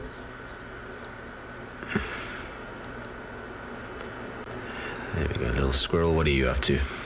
Foraging would be my guess. It's an educated guess, but I think a good one in the end. These guys are always around. And you see, look at how fat that squirrel is. It's like rotund. I wonder if it's pregnant. Is it a boy or a girl? I'll have to wait for it to see. The one nice thing about squirrels is you can tell pretty quickly if they're boys or girls. They're not animals that conceal their gender very well.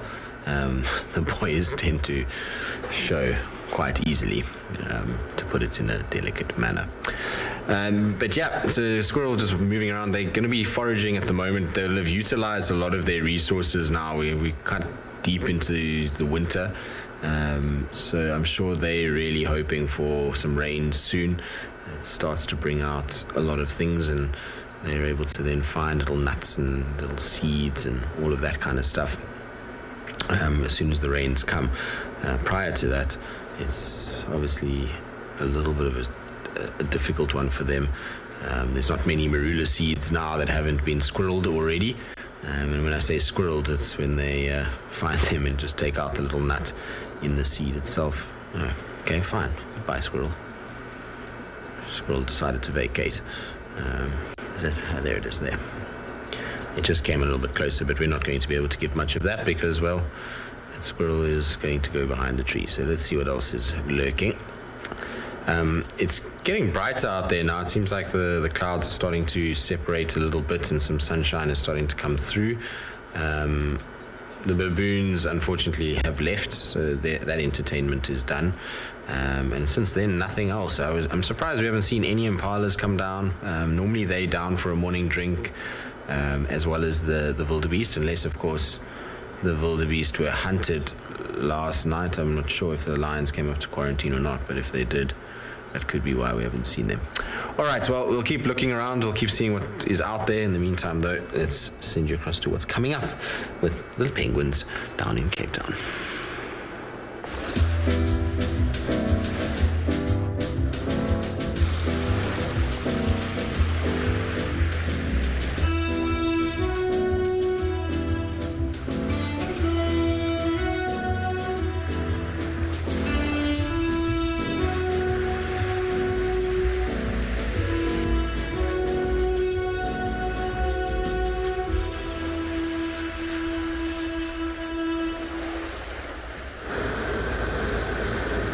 So I'm still checking for predator tracks. I do actually have tracks of a female leopard, which is very interesting in this area. I was expecting male leopard tracks. It looks as though it came from the drainage line and is moving north and west. And so I'm wondering where this leopard is going and who it might be as well in this western side. I am close to the area where tortoise, pan and shidulu have been, so maybe it might be shidulu. So I actually just want to check the main boundary here. This is actually very close to the first place that I met tortoise, pan.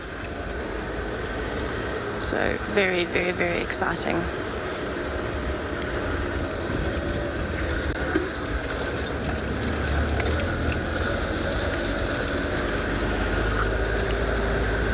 So I'm now near the fire break as well, which has been very productive in terms of sightings in the last 2 weeks.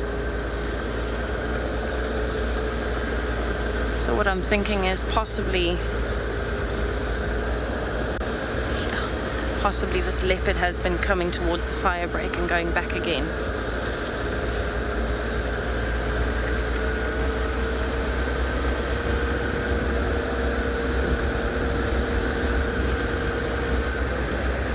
How exciting would it be to find a leopard up a tree or on a termite mound this morning? Especially now that the sun is actually out more consistently than it's away behind the clouds. It's a great time for a leopard to be starting to relax.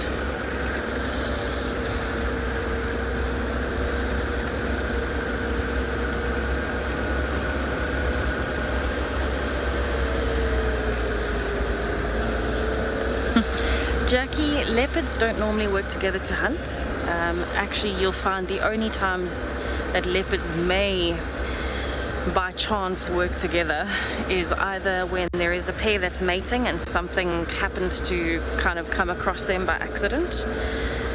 So I have seen leopards that have been together for mating and an impala came through and it was just a great opportunity. So in that sense, they might work together purely in the sense that, you know, they're wanting to eat and something presents itself and they just so happen to be together. But leopards are actually solitary by nature. So the reason why leopards are so successful and are so widespread, they're the most widespread of all the cats, whether it's around the world or just in southern Africa, is because they're solitary. They hunt alone, they can hunt very, very well on their own, and so they can colonize pretty much any area that they go to because they don't need a big space.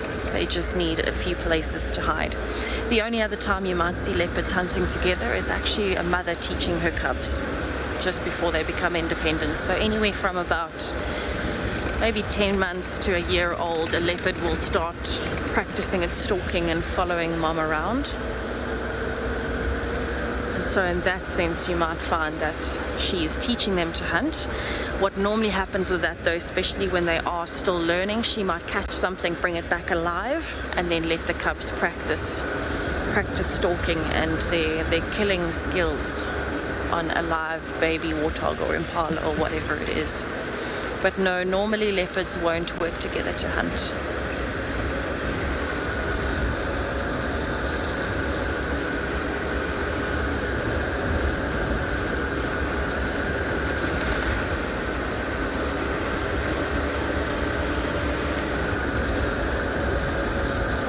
So while I keep checking the boundary, I'm actually going to start doing a few more zigzags in and out, looking for some more tracks. We send you over to Tristan.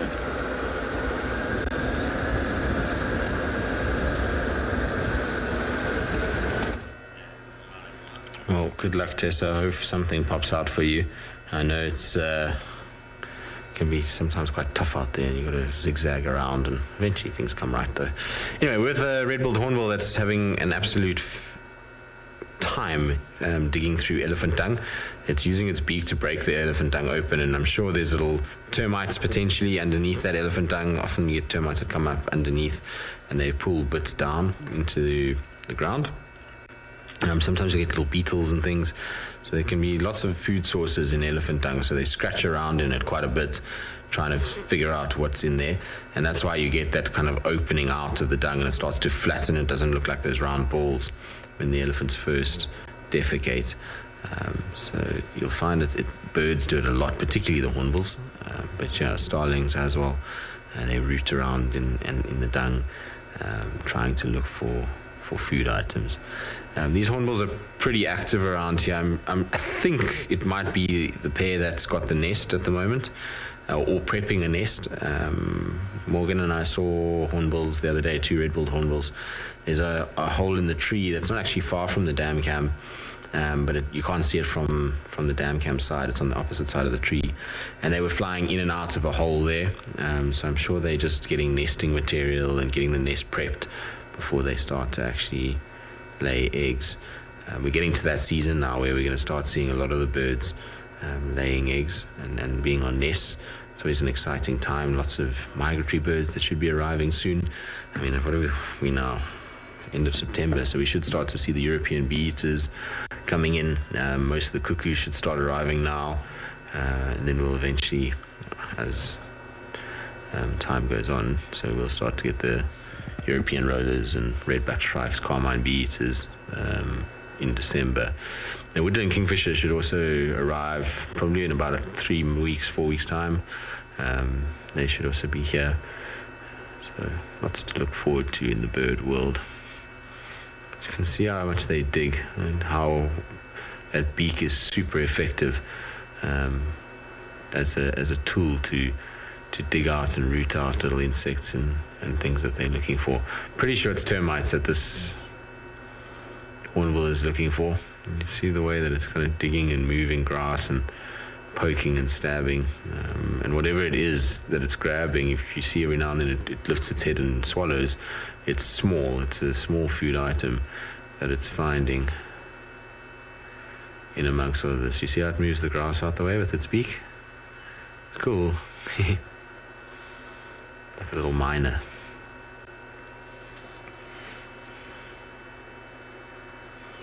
Such fascinating looking birds as well. Behaviorally, I love the way that they bounce around all over the place and always up to something, our hornbills. You can see how the tail works too. You see how long that tail is to balance them. That's particularly for when they are clinging to the side of the tree to feed chicks and things like that. Their tail splays out and pushes up against the tree and just acts as a sort of stabilizer for them as they feed the little chicks.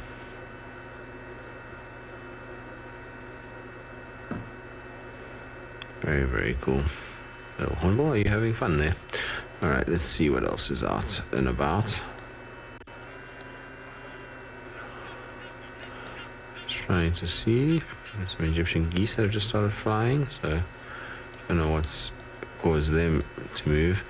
We'll have a little look around and see maybe something has come in, like the fish eagle.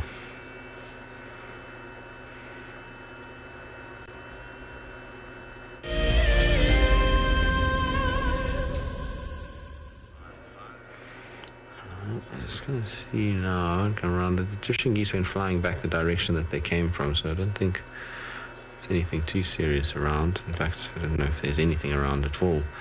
I don't see any sign of a fish eagle anywhere today. I've been looking for the Wahlberg's eagles as well on these dead trees because of, the morning it was still a bit cloudy and fairly cool. So I was kind of hoping I'd pick them up. The pale form Wahlberg's has been around a lot. I saw it this afternoon. I think that's just a stump or a leaf. Sometimes on this dam cam, as the light changes, so things look slightly different. And so that little shiny object there is always worth investigating. You never know what it could be. Sometimes the coats of certain animals, particularly the cats, can sometimes have that little bit of shine on it if the light is hitting it just right. There's another little bird there. It looks like a Burchell starling.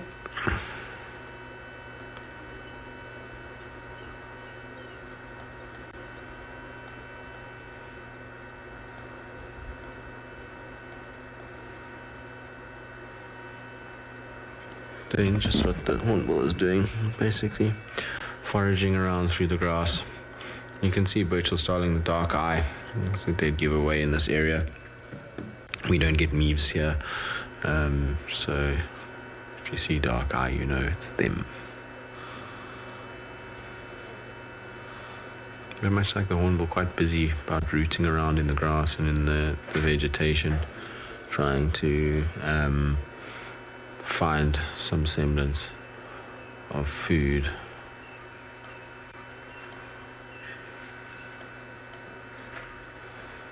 It looks like the cloud is separating out quite nicely now. We're starting to get a nice kind of blue sky coming through, so I'm sure it'll get warmer fairly soon with this cloud breaking up. You can see it's also moving quite quickly, that cloud. Amazing to watch. All right, well, hopefully something else will come down. Maybe we'll get lucky with some ellies at a later stage.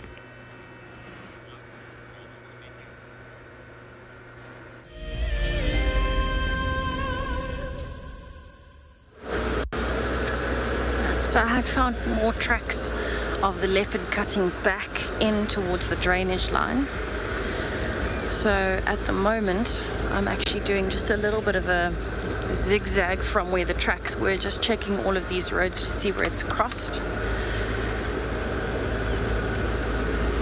I'm not sure which female it would be,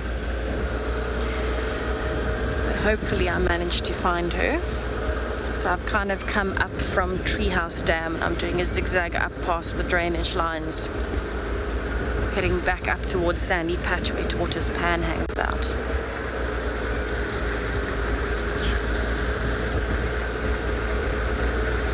So I'm checking every termite mound, every tall tree.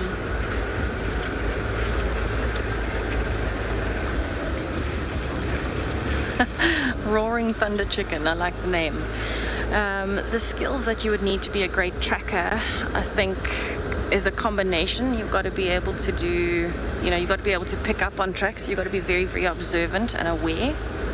You've got to be, they call it 360 awareness, be aware of everything that's around you and be able to pick up on very tiny things like, a broken piece of grass and some of the more arbitrary things that you wouldn't think of. Tracking isn't just tracks on the road. The other thing is you've got to have quite an imagination, because you've got to learn how to track something and figure out where it's going and what it was doing. You've got to put yourself in that animal's shoes at the time. So you've got to be able to imagine what that animal would have been doing to decide where it may have gone from there. Because a lot of the time what happens, especially with leopards, for example, leopards are one of the hardest animals to track. What happens is you might see their tracks very clearly and they might cut off, but they might go through some dry grass or long grass, and so the tracks disappear. That's when you've got to start looking for broken twigs, broken pieces of grass, maybe something that's been pushed a little bit as it was moving past. And from there you've got to think, okay, if I was a leopard, where would I go from here? What would I be doing? And so you've got to have quite the imagination. It definitely comes with time, it comes with practice. It comes with knowing animals, so you've got to have a very good knowledge of an animal's behavior, of the particular animals in the area, especially the territorial ones like lions and leopards. if you know the individuals, you're much more likely to be able to imagine yourself in their shoes, if that makes sense, or in their paws, I should say. Because each leopard has its own habits, it has its own favorite places to go, favorite things to do. And so the more you know about the animal behavior and each individual, the more likely you are to be able to track them successfully when it is more difficult to track, especially things like a leopard that move on their own through some pretty challenging areas for tracking. So I'd say the top skills would be imagination, awareness, and the ability to look for small things, and kind of just knowing the crowd, knowing the animals of the area and their behavior. It is a very tough skill. Once you've picked it up, it's great, but it definitely gets rusty very, very quickly, so it can be a little bit of a challenge to dust it back off again.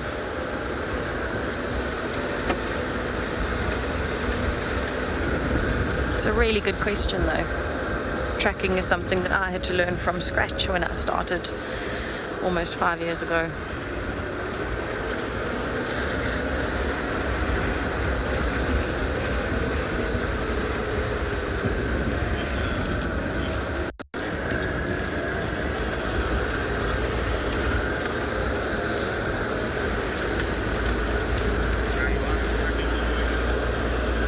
One thing that I have noticed about this area in particular is I haven't seen any impalas just feeding, which can be a sign. It can be a sign that there is a predator or has been a predator around quite recently if the impalas have moved out of the area.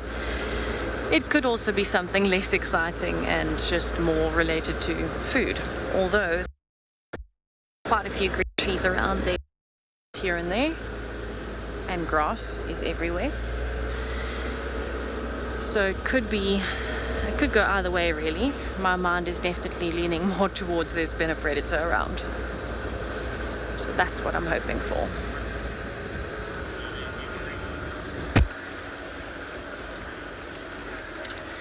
This area is actually particularly good for leopards because of the amount of termite mounds compared to some of the other areas on Djuma. There's a lot more termite mounds in this area, and quite a few large marulas and false marulas, apple leaf trees.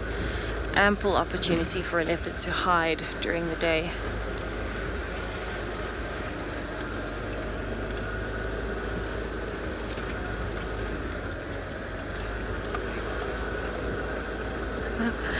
Douglas, yes, the animals are playing hide and seek today. It's probably also an advantage or a good skill to have when you're a guide or a tracker, is the ability to find things in a very, very, very tough game of hide and seek. Maybe it is a good thing that I played that as a child. So there are some impalas around, it seems. A little bachelor herd of impalas. Oh, and an elephant. Yay. As we're talking about playing hide and seek, the animals come out. That's hilarious. Oh, it's a beautiful big bull. Let's see if I can get a nice close-up of his face.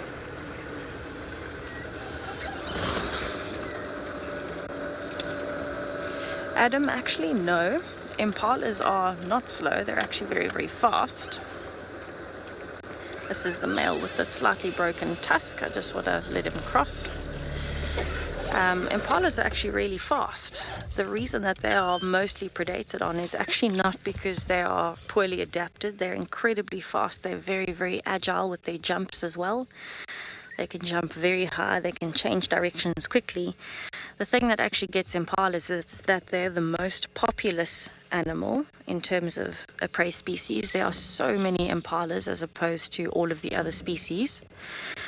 And on top of that, they are the perfect size to be predated on by pretty much everything. So it's actually more a game of, if you've got 3 buffalo in an area, 2 giraffe, 10 zebra, and 100 impala is going to be the thing you're going to see most that gets killed, just because it's the thing that predators bump into a lot more.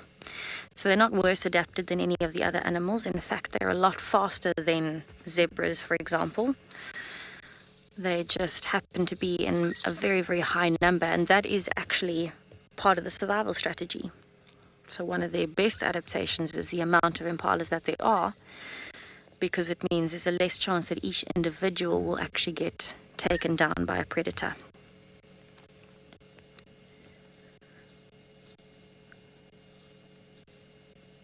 This bull is not feeling like being social today.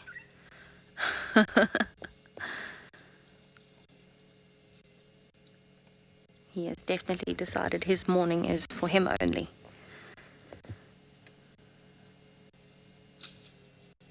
Beautiful to have him so close and walking through though.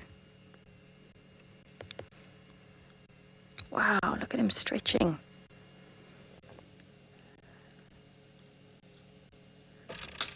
Oh, took a whole branch down.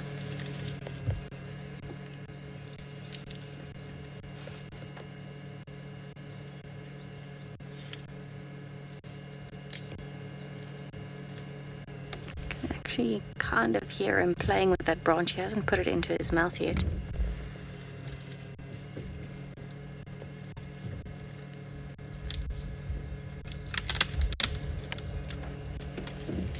There you can hear him breaking it. So very likely he's actually looking for some water. That tree didn't have any fresh greenery on it, so I would assume he's actually just looking for some bark from those branches. And for him, it is much easier to break off smaller branches like that and take the bark off of them right at the top of the tree than it would be to ring bark the main trunk of that marula tree that he broke the branch off of. It is starting to heat up quite a lot now. So I imagine he's actually going to head towards the either Treehouse Dam or Twin Dams or Vuyatela Dam, one of them, in the next 2-3 hours. Wow. That sound of him chewing on the end of the branch is unreal. It sounds like he's breaking another whole branch off.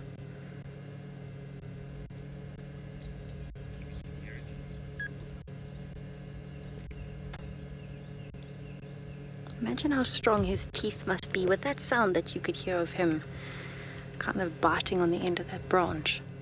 His teeth are so strong.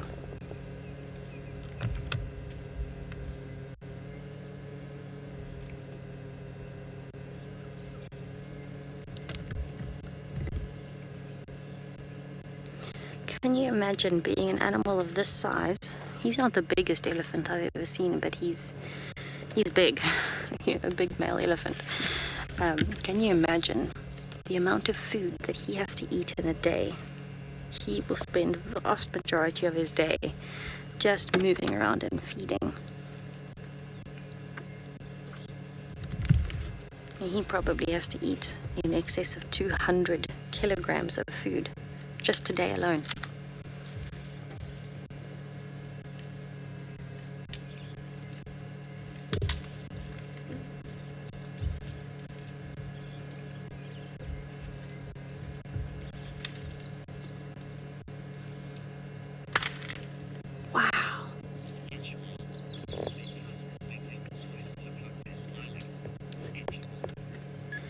Sketchable, yes, the tusks do kind of look like a smile, and that shape with a little curve upwards.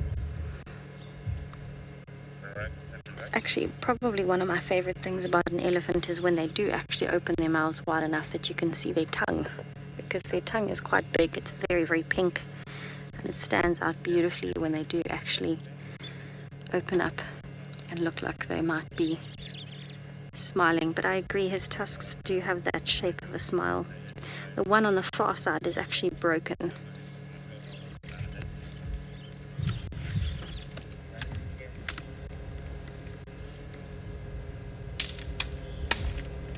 Wow.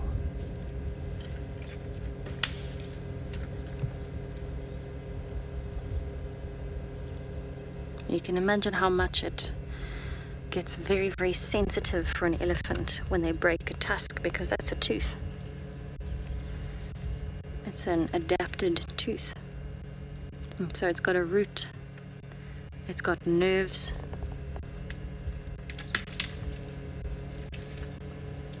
It must be quite the toothache when you break a tusk, especially if it's a bad break right the way down. His doesn't look too bad. It looks like it's just kind of taken off the tip of the tusk. Very likely from something like a cavity building up, and then maybe he tried to stick his tusk into the bark of a big marilla tree and it just snapped off, or maybe it even snapped off in a fight along that weaker line where it's been wearing down with the cavity.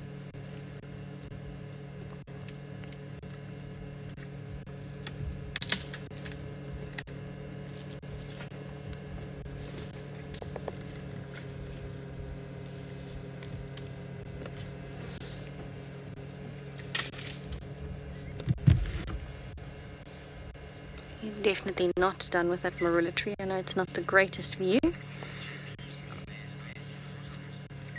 but he's definitely still looking for some more substance there. Looks like he's pushing the tree, but while I wait and see what he does, maybe he's just trying to knock a branch off. Oh no, he wants to push the tree over.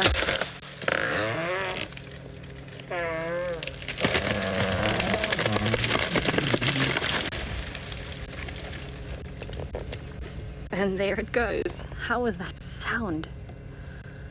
Oh my goodness. Well, that certainly solves the problem of him having to stretch.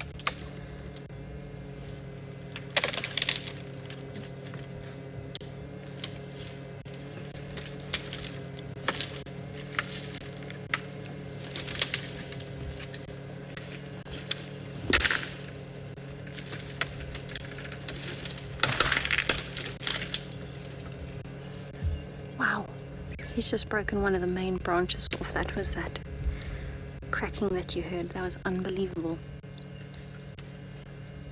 I wonder if I'll get a better view of him. Let's see if I can move a little bit forward.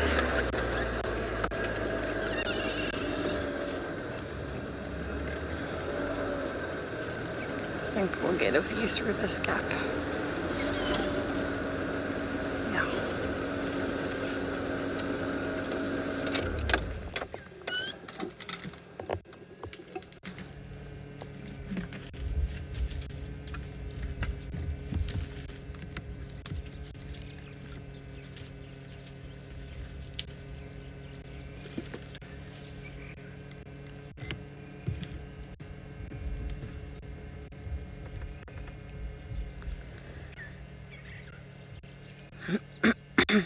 That was quite unreal, actually.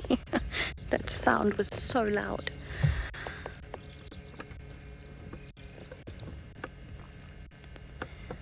So this has definitely solved the problem of having to stretch up. And so he's probably just looking for some of the branches that have a tiny bit of new growth and enough bark for water. But I'm going to stick with him for a while and just see what he does. It looks like he's going to be here for a while.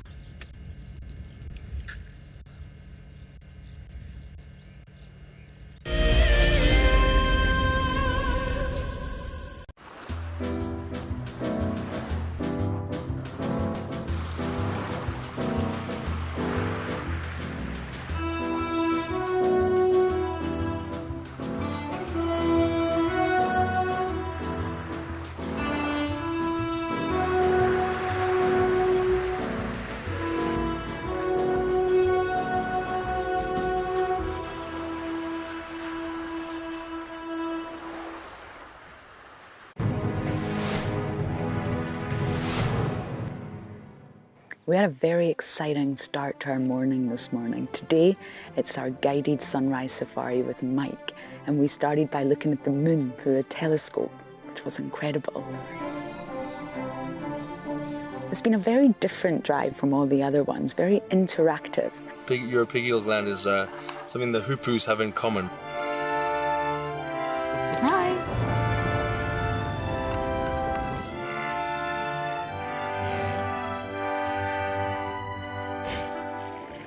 This morning's drive with Mike was thoroughly enjoyable. He really engaged us, but we also did some birding, and I managed to add a few new birds onto my list. Overall, every single experience with all the competitors has been really incredible, but it's up to the judges now.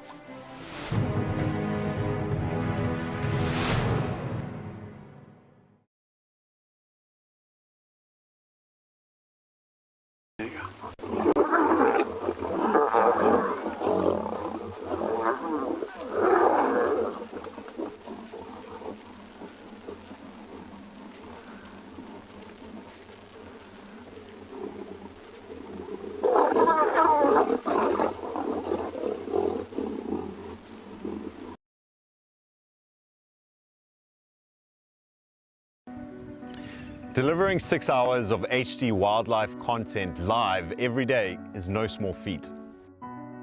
It's a massive team effort, and we all rely on one another. Cam ops have a bit of work to do in the morning, up nice and early, get all the checks out of the way, and make sure we're ready to go live. Helping others fall in love with nature brings meaning to what I do. It's also a lot of fun.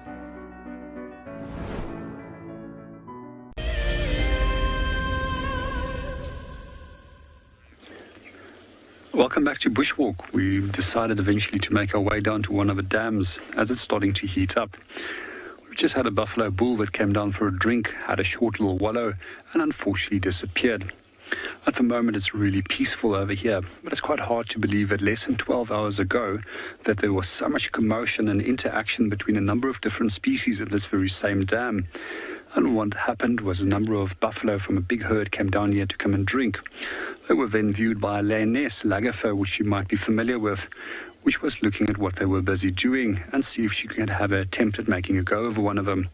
Then several hyenas came in and actually treed her, and she stayed in the tree for quite a while until she was 100% sure that it was safe to come down, and then made her escape. So in general, we will find that different species of predators will outcompete one another where they potentially can. Sometimes it means actually attacking an animal physically or killing the cubs or pups of the opposition species, just to eliminate that competition, to ensure that there's more resources for them. We also in general find that when you've got more than 4 hyenas per lioness, the lionesses are outcompeted, and that way it's also maybe one of the reasons why we don't often find the lions in this specific area, because of a large amount of hyenas. However, they do come in and out of the property. We generally find more males on this section of the reserve because they absolutely have no fear of hyenas.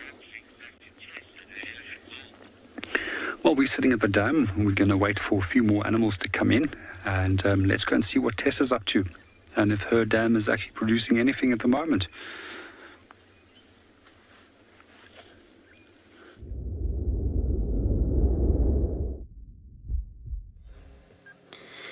I certainly hope that the animals come down to the waterhole for you, JP.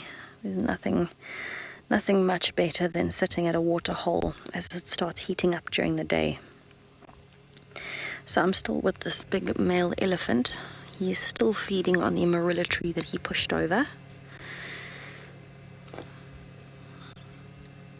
And he seems to be breaking up the branches and eating parts of them for some roughage and some water intake.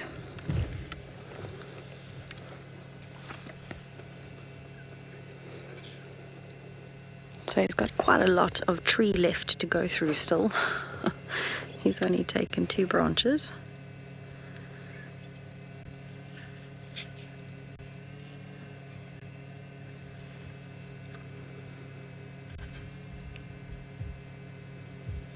You can see it's heating up. He started flapping his ears for that thin skin on the back of the ears to get some wind over it.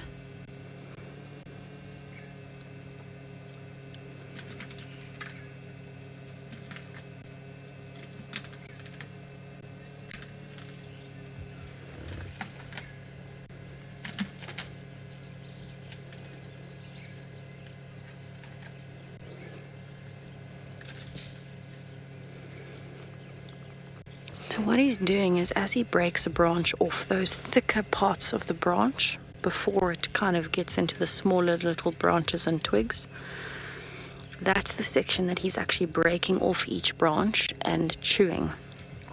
And then when he gets to the kind of center part, the main part of the branch, he actually drops it back down once he's chewed it.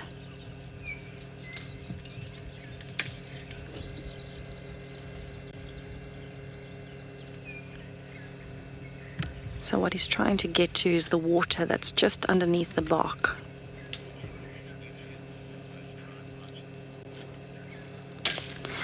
Douglas, he will be getting some nutrients.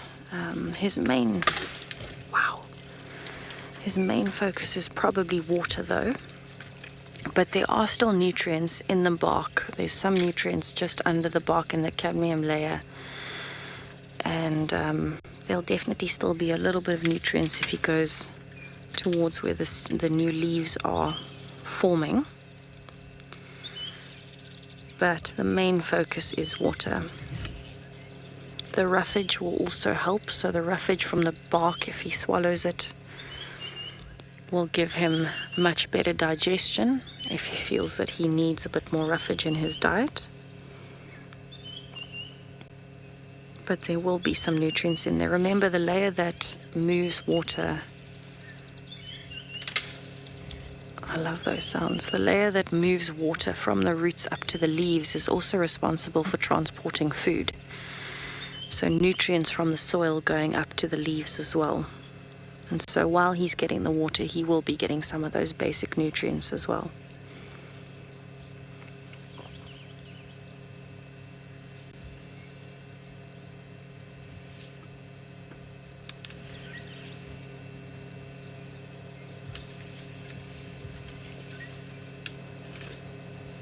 So he is being quite selective at this point of which branches he wants to feed on and where he wants to feed. He's not really wasting his time on the branches towards the end where the leaves would be, because they have much less bark. They'll have quite a bit less water than the thicker sections.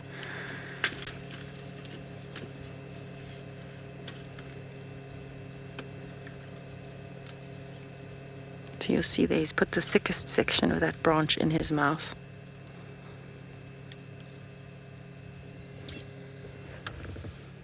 There's actually another elephant bull that's just coming in as well. It probably heard the tree falling and can hear the feeding, and is coming to join the party.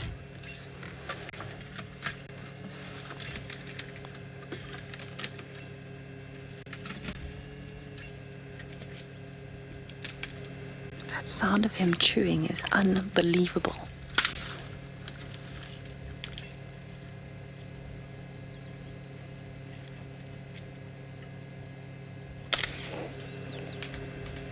So there is more than enough to go around between these two bulls. You'll probably find they get too hot to stay here for more than half an hour to an hour. And so he's not worried that another bull has come in.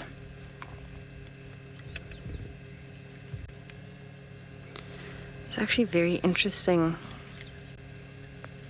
That chewing sound that you can hear, you can imagine he's breaking the bark off of the branches, but watch what he's doing with this trunk as well. He's holding it on the other side, not because his teeth can't hold the branch, but because he's actually slightly repositioning it while he's chewing so that he can turn it in a circular kind of motion, and it does a rotation in his mouth so that he can access as much of that bark as possible. He'll then also catch like that branch that has just fallen down when the bark and the branch broke in his mouth.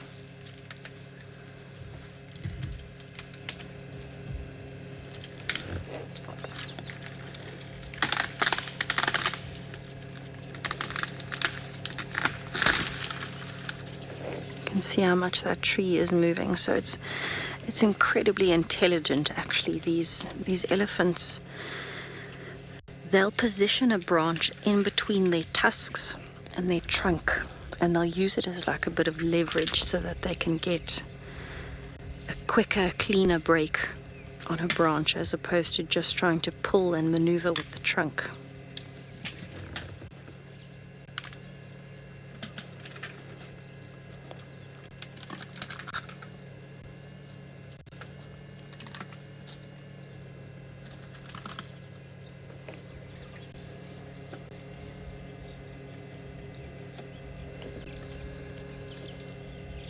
just love the sounds, and there's a lot of birds that have come up as well.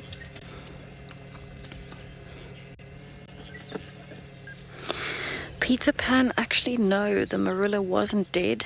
Most of the marula trees have not got their full set of leaves yet, and unfortunately this was a live one, and I know that because there are a few little branches where there are some fresh leaves coming up. So it was just starting to turn and start getting its leaves for the season. So it's unfortunate for the marula tree, but at the same time, it's actually really fortunate for the elephants. But it's also really fortunate for other animals, because elephants shape the habitat, and by pushing over trees, this is providing new habitat and extra feeding for a lot of other animals that are smaller. But I'm going to sit here for a while longer and see what happens with these two bulls, and I'm going to send you over to JP, who's got an animal at the waterhole.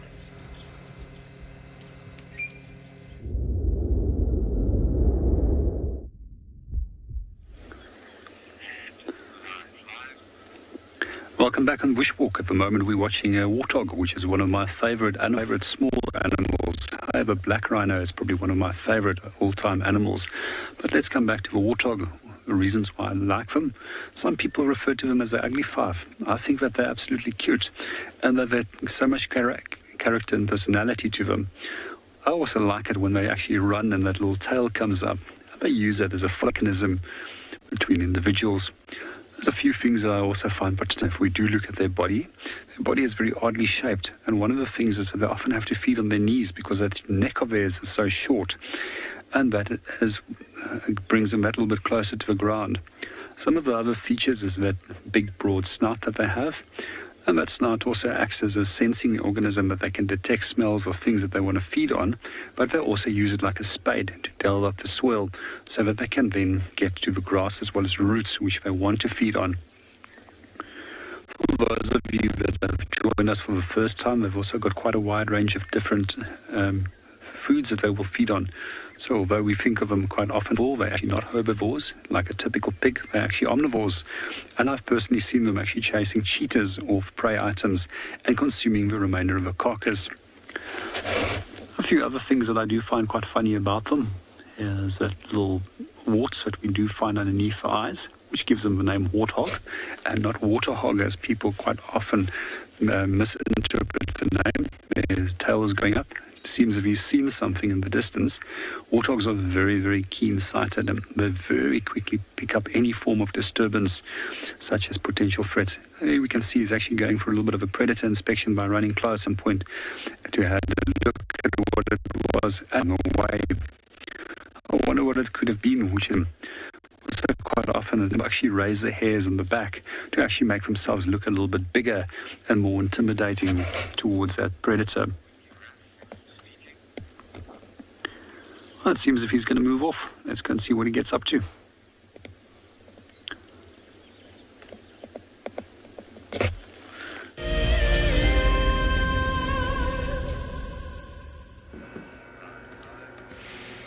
Right, well, we're still at the dam cam, and it's not much is happening. There's been some go-away birds calling and Franklin's alarming and just generally a few little noises here and there. So I've been scanning around trying to see and listening more than anything else. You can hear the go-away birds calling at the moment. So I don't know if maybe the Wahlbergs are flying. You can see the sun's up now and it's quite bright, so there'll be a few thermals that will be coming up, which is good conditions for flying raptors. The Wahlbergs, in terms of where they're nesting, is directly kind of where I'm pointing the camera right now. So they often fly over the dam. It's kind of just a flight path for them when they're building nests and looking. So I'm just trying to go along and see if I can see anything flying against the blue. It'd be nice if the pale form Wahlbergs was around. I don't see anything. It's been very, very, very, very quiet. I don't think I've ever had time at the dam cam where it's been this quiet. There hasn't been a single impala this morning, which is strange because normally the impalas of quarantine are down pretty quickly. They come in and have a good morning drink and then start to wander off, and then come back a bit later. You often get a Ngala that comes in from the campsite, so it's been unusual in just how quiet we've had it this morning. The only guy that's around right now is the heron, and you can actually see on the edge of the water there, there is some heat haze that's starting to develop now. I think it's going to be fairly warm again this afternoon. It was supposed to be cooler this morning, so I'm intrigued to see how hot it gets today. Our heron is not very busy, is it? It's very methodical. It'd be cool if it catches something, though. I'd be pretty happy if it did. So I guess we're going to have to be just as patient as this heron as we go in search of the things that we're looking for, just like the heron is doing.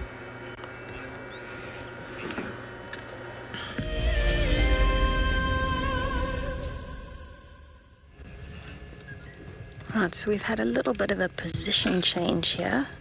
The bigger bull, which is the one on the left that pushed over the tree, he actually moved closer and around to the other bull and pushed the other bull off of this nice fresh marula that he pushed over.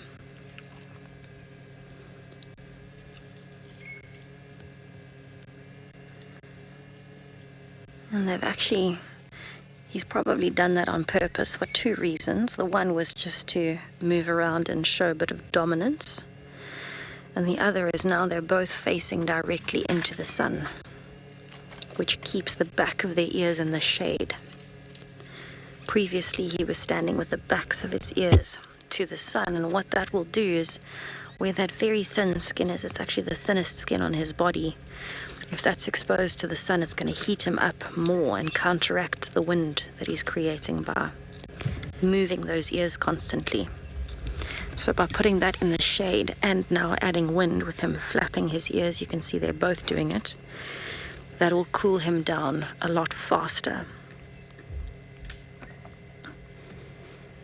It is a lot hotter now than it was even 10 minutes ago, and so I'm not surprised that they have repositioned to face the sun. You can see this young bull is just standing off to the side. He's kind of playing around with his trunk, but he's not actually feeding where he is. And I'm sure he's just giving it a little bit of time before he tries to come back to the marula to feed.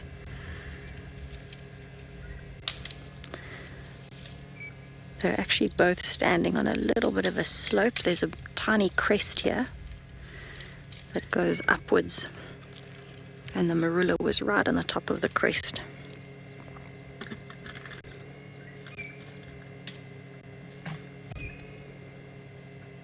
You can still hear the big male is feeding. He's busy chewing on a big branch. So let's just have a listen to those sounds for a little bit, with that fork-tailed drongo calling in the background too.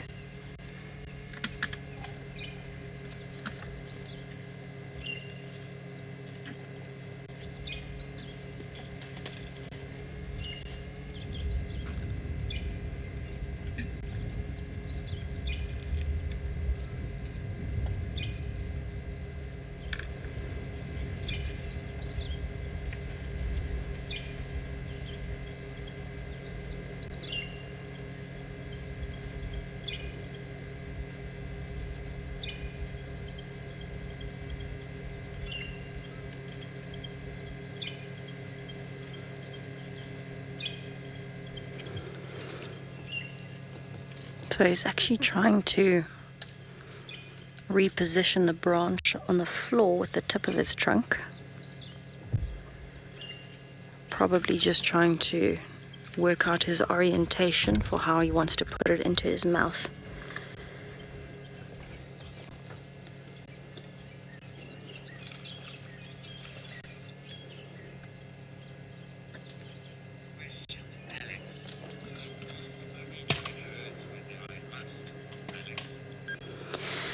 Alex, bulls will definitely follow herds around when they're in must, but they will temporarily join up with herds if they find them. You'll actually find bull elephants will follow behind a herd almost all the time. So although they are either in a bachelor herd or on their own, they're always a few kilometers behind a herd moving in case one of the females does come into estrus.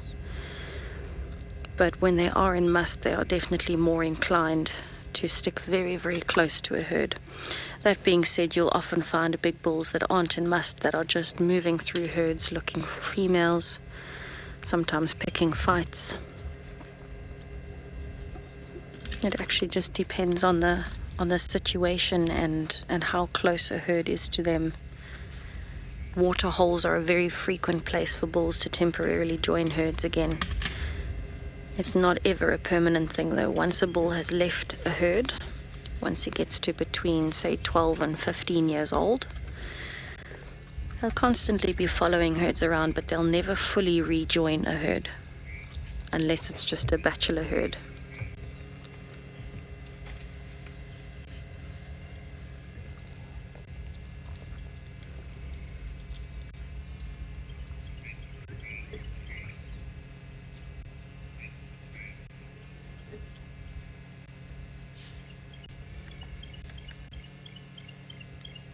There's actually even a little steenbuck that seems to be sneaking up on them. You can see it coming from behind. Not at all worried about how big the elephants are next to it, because it's much faster. But you might also find, so what happens is when a big bull, or any elephant really, pushes over a tree, that gives other animals like the steenbuck, like a kudu, oh shame, chased it off anyway. It gives them access once the elephants have moved off to sections of the tree they never ever would have gotten to, where there are little growths on the tree, so little bursts of fresh leaves. That is now accessible to all of the other herbivores because it's now at a level where they can actually reach it.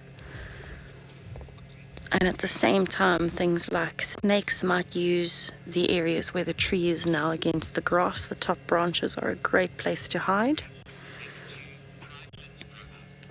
But also, you know, a great opportunity for things like scrub hares and anything like that. Even some of the insects. Once a tree has fallen, there's a whole new niche, a whole new place for you to be able to live and find food. But I think I'm going to leave these two big boys to their breakfast. It is getting quite hot. I'm going to carry on down and check another dam. But why don't we have a look at the amazing prize that you can win as an explorer at Pridelands. If you are a WildEarth explorer, then we are excited to announce that there is another unique prize for you to win.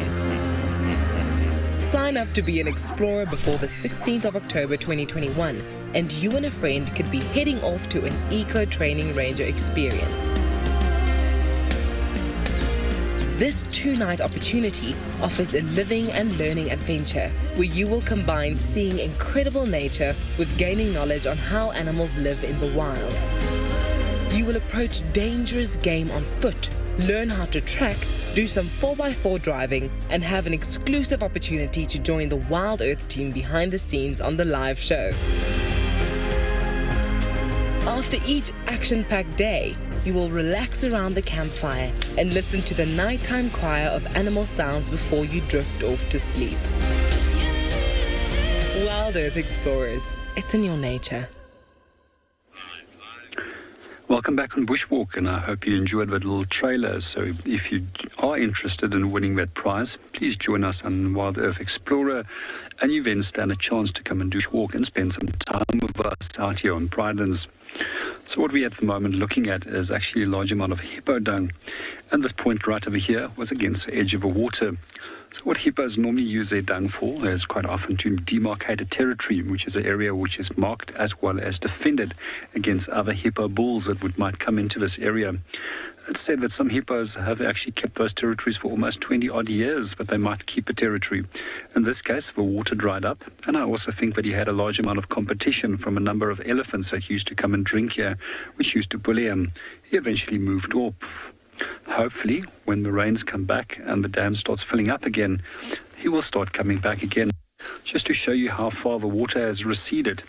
And this was done approximately 2.5 months ago when he actually demarcated against this specific branch. At this time of the year, normally late September, October, that's when our rains do come.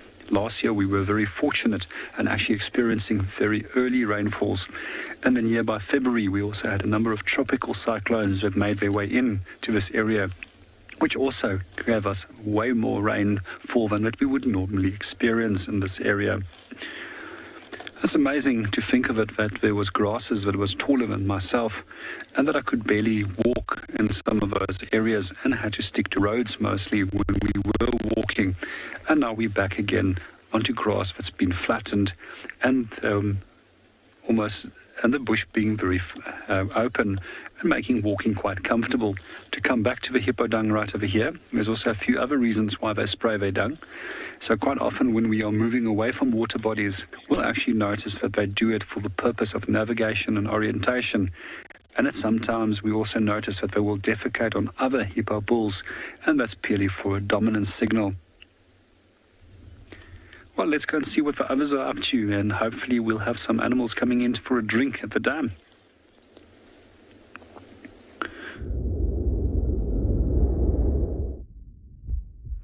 And it's amazing how quickly the bush goes under these changes. You know, it'll be a few weeks' time or a few months' time and we'll start saying, can't believe how thick it's gotten and how long the grass is.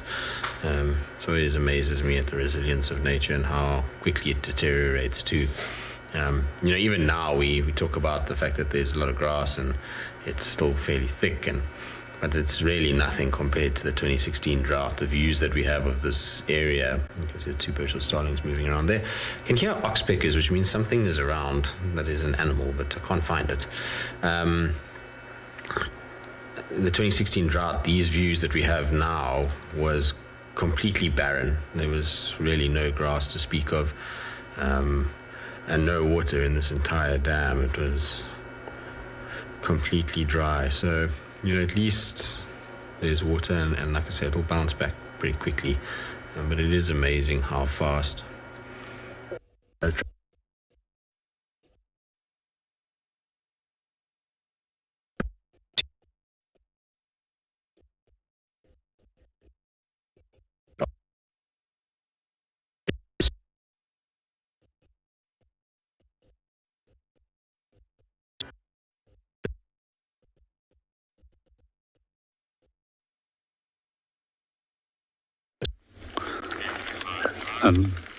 Welcome back on Bushwalk, and we just apologize for that technical issue. We just lost Djuma.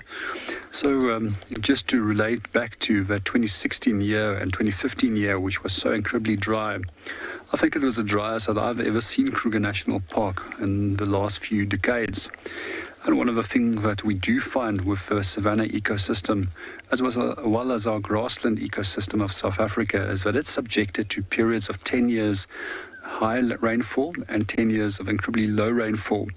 And those actually act as natural selection tools to weaken out the sick, the old and weak animals. The animals at the end, that's the most adaptive to those conditions, are the ones that survive and breed. And they actually provide the genes which enables that species to go forward. If an animal cannot adapt to those conditions, that's often when species do become extinct. That's also why it's so important to protect our planet against global warming, as global warming can have a devastating effect on many species which will not have the ability to adapt to these changing conditions in a very short period of time. We also find that the savanna ecosystem has a shorter cycle of approximately 6 months of high rainfall and 6 months of low rainfall, which also works in a very similar fashion as a selection tool to wean out the sick and the old animals. One of the things that I also do find particularly interesting is that in the beginning of a rain season, when there's a lot of green grass around, that's when most births are taking place. At that time of the year, cats that are all mostly tawny in coloration with a wide range of different cryptic colors, which makes it tricky for them to be spotted, is quite easily to spot against a green background. But with a lot of inexperienced animals, they can easily make a few kills. By the beginning of the winter, as animals have smartened up, that's tawny coloration the tawny coloration of a grass becomes very important for them to actually conceal themselves, making it more easy to stalk up to a potential prey animal. We also find that animals have a wide range of different adaptations to actually break up their own shapes to make it harder for animals to spot them. If we think of animals such as kudu, they use their cryptic coloration simply by freezing, making it incredibly tricky for a predator to spot them. So for those of you that have visited a number of game reserves, it's amazing to see how a kudu can just disappear. Quite often people refer to them as the ghost of a bushveld. We're going to hang around here a little bit longer and see what happens.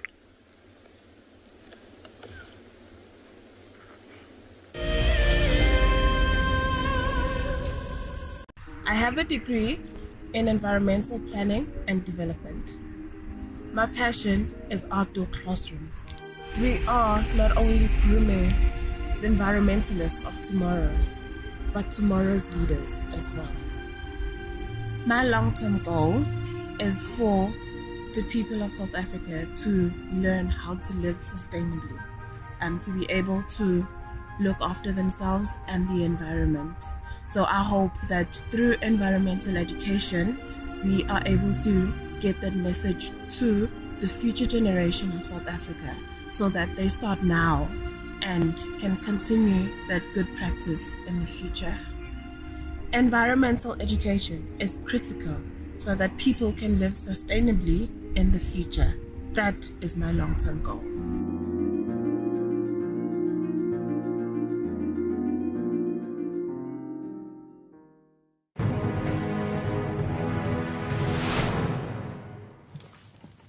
The scrap here collected a dry grass, put it next to the water hole as the hippo walks down during the warm of the day to drink the water. When the hippo arrives, he saw quite a very nice grass, an area not to resist to rest. And when the hippo went down to drink the water, and when finished the water, he just lied down on the grass. And then, that was the opportunity of the scrappy. You know what? Today is my day to pay the revenge.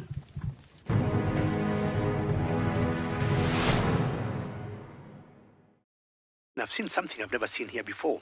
Look at these cubs. One is crossing the river. It's being washed away, unfortunately, but I'm sure the mother is going to save her. Look at that. How beautiful. Look at that. One crossing, two to go.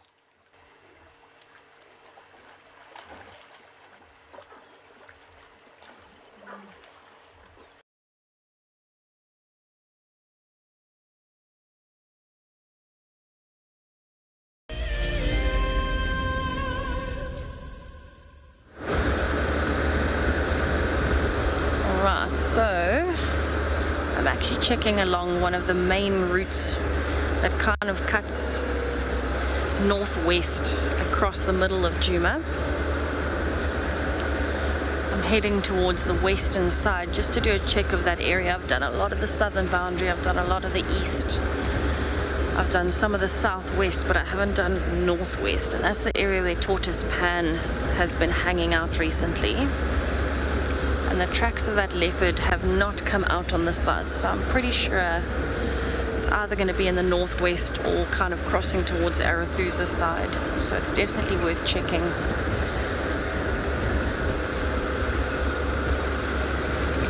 I am very happy that there is a breeze that has started coming up because it is going to be very hot today. So that'll keep the predators a little bit cooler. Maybe we might find a last-minute predator sighting that is maybe still active.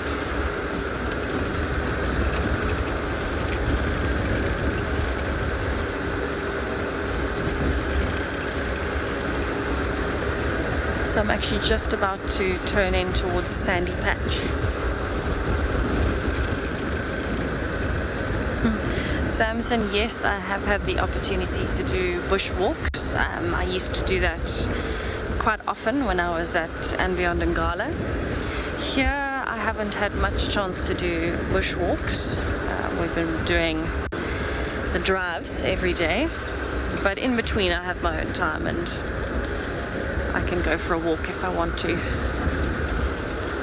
It has been very, very hot though, so the best times to go for a walk are definitely early in the morning or later in the afternoon. And usually I'm out here looking for animals on drive, which I love. So no complaints from me. It's definitely a beautiful place to be. I think I'd probably also be slightly nervous, like there's an amazing map and road network. And so you'd probably be a bit more nervous walking in a new area where you don't really know the reserve too well. I've only been here for 10 days. All right, I'm going to keep going and see if any of these tracks come out here on Impala Road down to Impala Plains. I'm going to send you over to JP, who's at the water.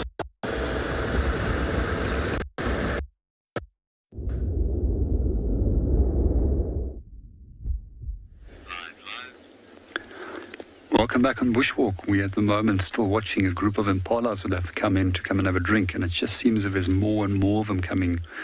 In the beginning, it was only a group of rams that came down to the water to come and drink. There's a few of them that's still intimidating one another and trying to get the most secure or safest of drinking places. Although we know that there's no crocodiles inside here, they are very cautious on approaching the water, as well as they're cautious of other predators such as lion that might be hanging around the waterhole. In the recent months, we've also seen a large amount of impala actually being taken by a spotted hyena at waterholes, especially at Leopard Dam. And predators know that this is the only places for them to come and drink, and therefore that they aim specifically at these waterholes to ambush these number of different prey species. I was going to sit and watch. We were talking about cryptic colorations earlier on and how animals will actually use it to blend in. One of the interesting adaptations in terms of color for impala is that they actually run from dark to the top to light at the bottom. And it's believed with a combination of strong sunlight coming from the back that it will break up the shape. And especially for an animal that sees in black and white colors, it makes it a little bit more tricky to actually see the shape of the impala.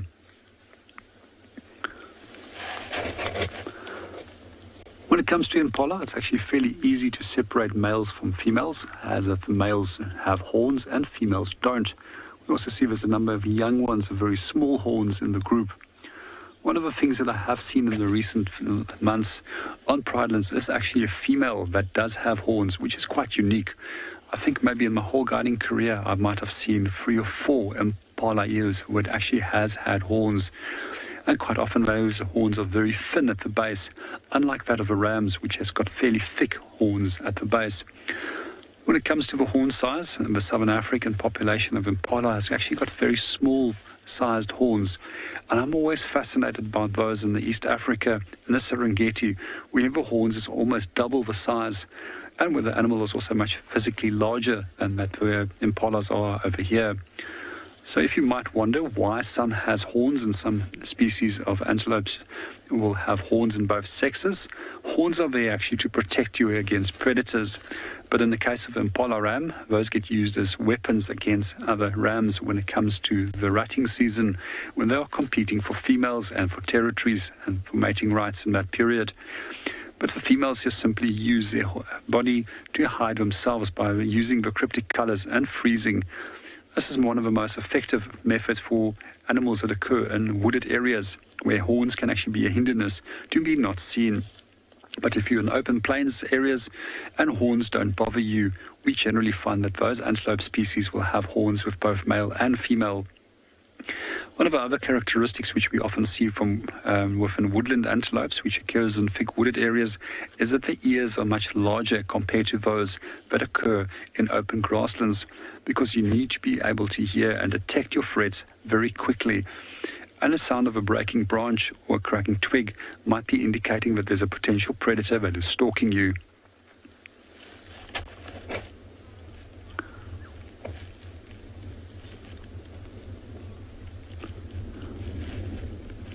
was also recently asked what is one of the things that I'm looking forward to most in the next few months of being on show, and that's definitely the lambing season for the impalas.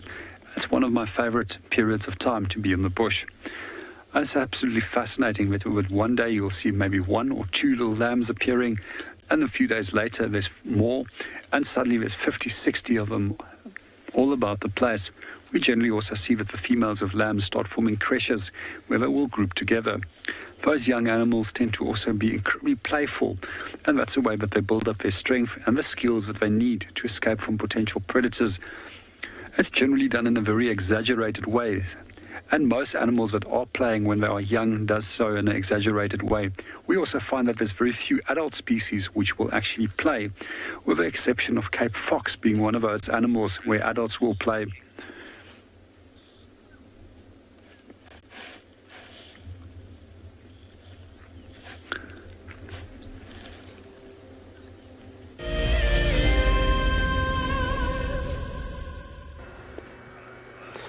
Well, we're still sitting at the dam cam. There's no real updates. Doesn't seem like much has even decided to remotely come down to the dam today. Oh, there goes a bird. Exciting. A roller, by the way, I think. Let's check. It's going to obviously fly as soon as I zoom in. Yes, there we go. Let's see if it will land on its little perch. Is it a roller? Certainly looks rollerish.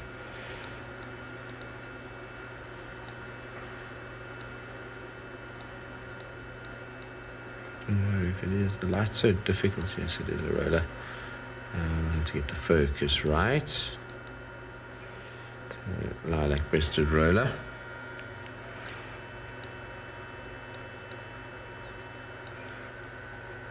You can see the heat haze already.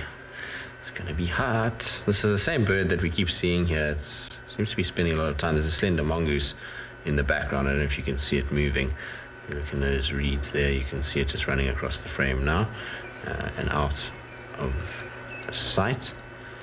I don't know why this camera does this, where it just doesn't want to focus on the thing that you focused on. It always wants to just grab the background. Autofocus works like that, I suppose. Beautiful, beautiful bird, isn't it?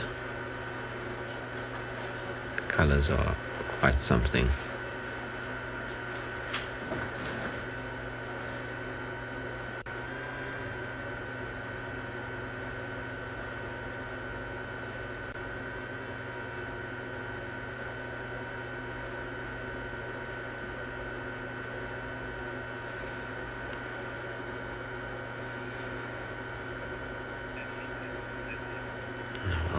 It's just perching there, taking it easy. You can see every now and then it tilts its head to look down, so that's for any insects that might be coming off the surface of the water or flying around that it can potentially grab. Remember, these guys are ferocious predators of moths and butterflies and insects, so they use these as little stalking perches. But we'll chill with our roller a little longer. Let's see what it gets up to.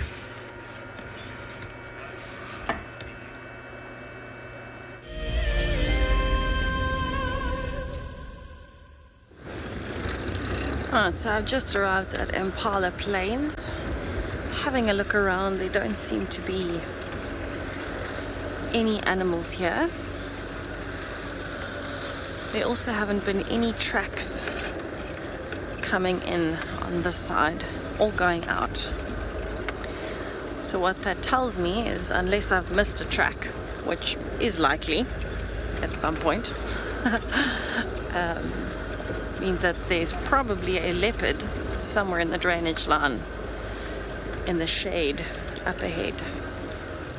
So I'm going to take it nice and slow here, because now I've almost completed a circuit from where I first saw the tracks,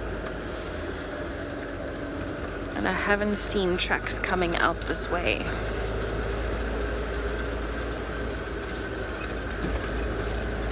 This is a particularly good area. There is a lot more fresh greenery here than there has been for a lot of the other areas in the circuit that I did.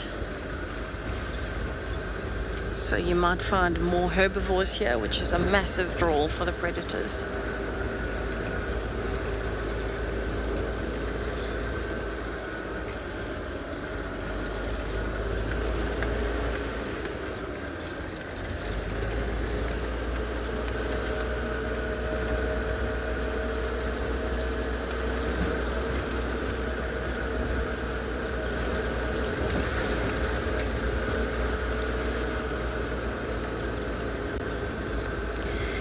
Shashi, yes. Most of the animals that we see here are very habituated to the vehicles and to people, so it's not as though you're going to pull up to an animal and it's just going to run away. The only things that kind of still do sometimes would be things like duikers and steenbok, because they're naturally a lot more shy. It's in their nature. They live alone and they're a bit more nervous or skittish.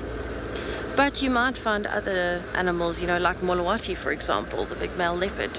He's known as the ghost of Djuma. And as much as he's been around, he's been around people and he's been around cars his whole life, he's still just a very naturally skittish leopard. So his character would be to, move away. He doesn't stick around when there's vehicles around. He's a very shy and skittish leopard. As opposed to, some of the other ones like Maribs, who is completely habituated at only 2 years old and isn't worried when vehicles are moving around him. So it actually depends animal to animal, but vast majority are very habituated to humans and to the vehicles.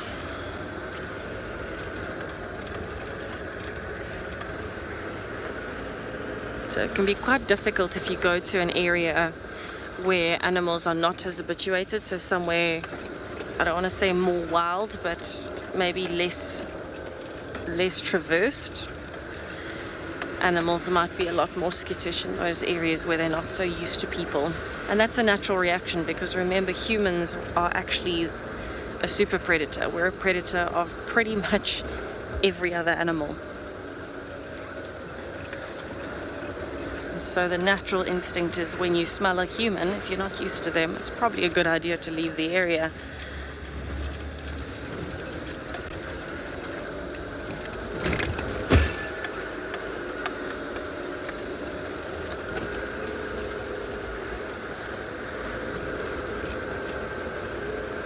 I'm actually very happy that it's warm enough I could take off my jersey. It really is heating up very quickly.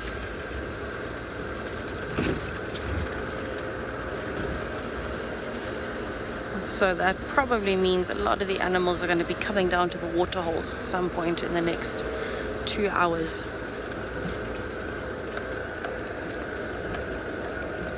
Great place to start again for the afternoon as well.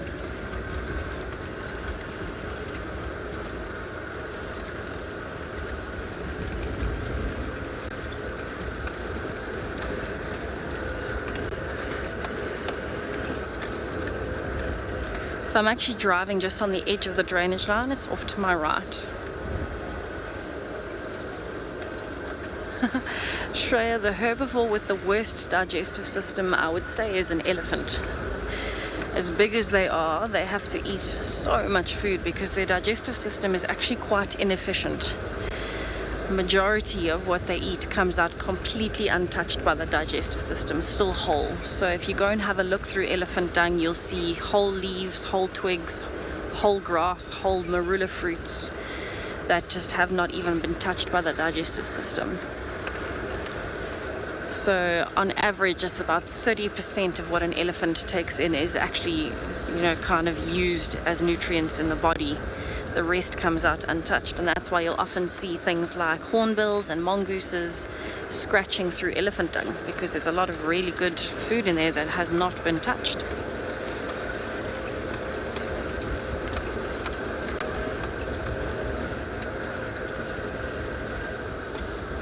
It's actually very interesting because digestion actually starts, the first part of digestion is actually your teeth. Chewing something is where the big difference comes in for a lot of animals. That's why so many elephants starve at the end of their lives, because they don't have teeth to chew anymore. You can imagine if you're chewing on a piece of grass or anything plant related, it's got quite a strong cell wall with cellulose in it, which is quite a strong substance.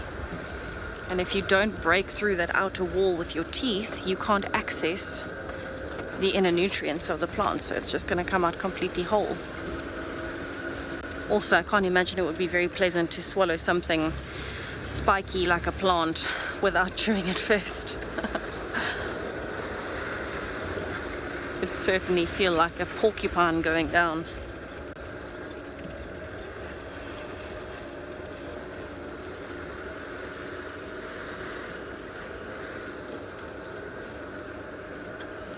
Miss Dixon's grade 5 class, thank you for the question. Yes, it is called Impala Plains because it is very popular with impalas. It's a big open area, and that's naturally where the herbivores gravitate towards in the evenings to stay safe during the night, because you don't want to sleep in an area that's got a lot of thickets. That's what lions and leopards will use to hunt you. So you want to go to an area where it's as open as possible, because the predators have the advantage at night in terms of eyesight.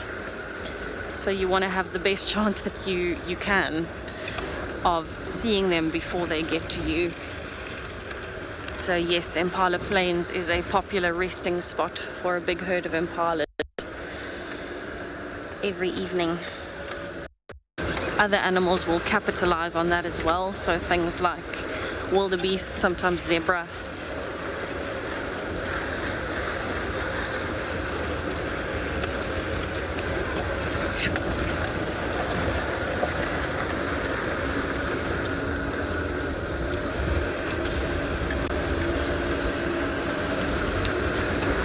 So I'm actually now coming to a point where two drainage lines meet. So it's actually in one of the sections where they have joined up. So I've got a drainage line in front of me on the right and a drainage line on the left.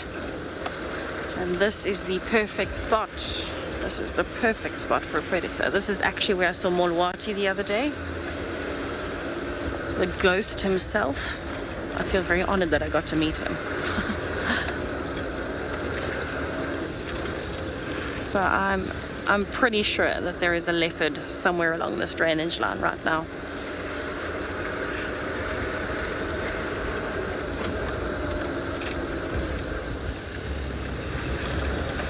That being said, looking for a leopard can feel like searching for a needle in a haystack. Very well camouflaged, probably resting.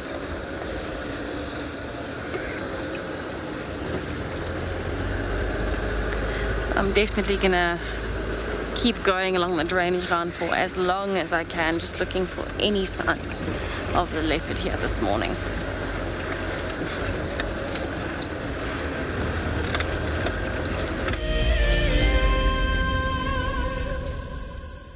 Here we are.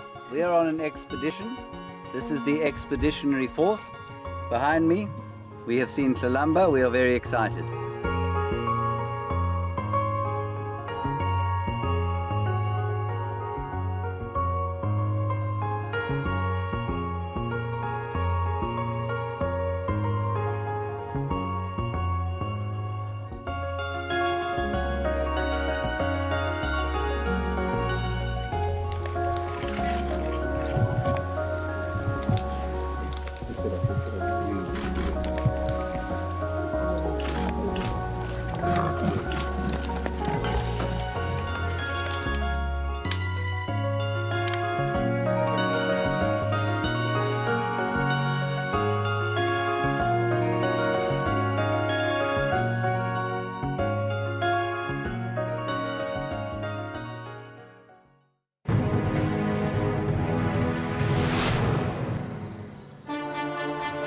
It's day one of the annual South African Guide of the Year competition, and our first foot into this competition this morning is all about tracks and signs.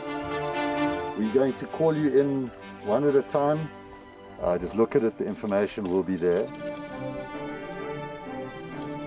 Our 5 guides have been tasked by the judges at figuring out who is what is who, and where they go in the bush. Either Franklin or guinea fowl, but because of the volume of other deposits in the area, we went with guinea fowl.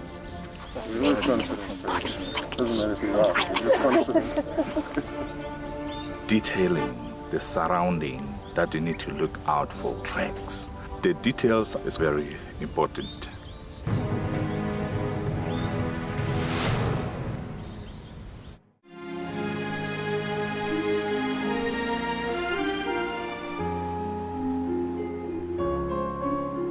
You are cheeky. That was a brave decision.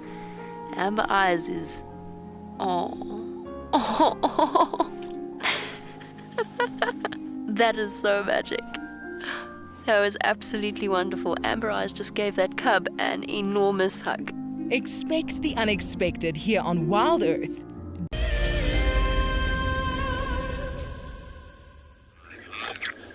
Welcome back on Bushwalk. I just would like to also welcome Mrs. Dixon and her grade 5ers to the show. They've just asked, where's the animals? And as it's becoming warmer and warmer, we will find more and more animals coming down to drink. They also had another question for us, if there's any crocodiles on Pridelands.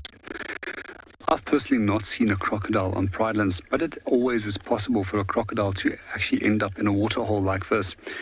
There's some records of crocodiles actually walking distances of up to 30 kilometers to and from different waterholes. For me personally, I will never exempt a waterhole from not having a crocodile in the Lowveld. And that's one of the reasons why I will not go and swim in any of these dams on a warm day, even if I do think that there's not a crocodile. And that's quite often how many a guide has actually got themselves into trouble. The next question that they had was actually, where's the dung beetles? So what we are waiting for is rain. So once there's sufficient amount of rain, all the insects will suddenly start bouncing back in large numbers. It's also one of the reasons why migrant birds will come back, as that they do feed on insects to support themselves while they're visiting in summer and our summer.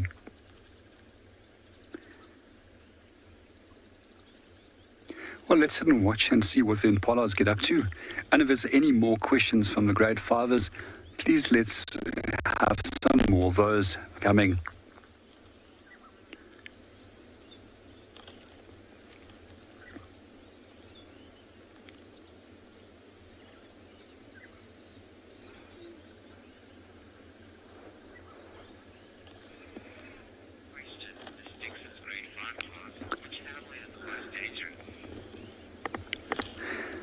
Welcome back to the grade 5ers, and the question that they've just asked is, what is the most dangerous animal?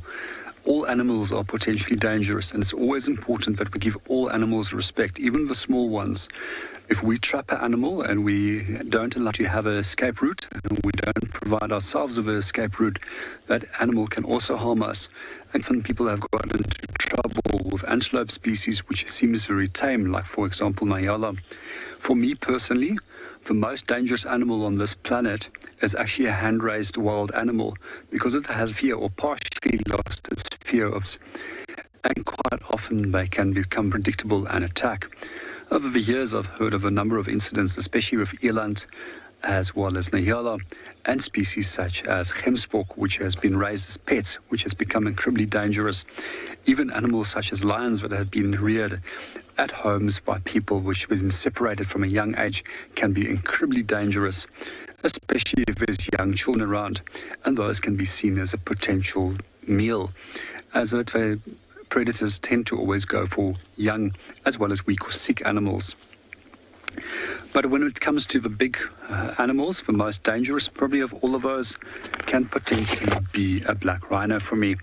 And you really have to have your wits together when you are working with black rhino on foot. But elephants can be just as dangerous, and they're incredibly intelligent. When you find yourself in a confrontation with them, they can execute a number of different strategies. Personally, for me, lion is probably one of the least risky of those animals. And over the years, I've actually found that they just run away from us when they do find us on foot. And it's very seldom that they will actually charge us. We're going to hang here a little bit longer, and if there's any more questions later on, I'm more than happy to ask them. But let's go and see what Tess is up to.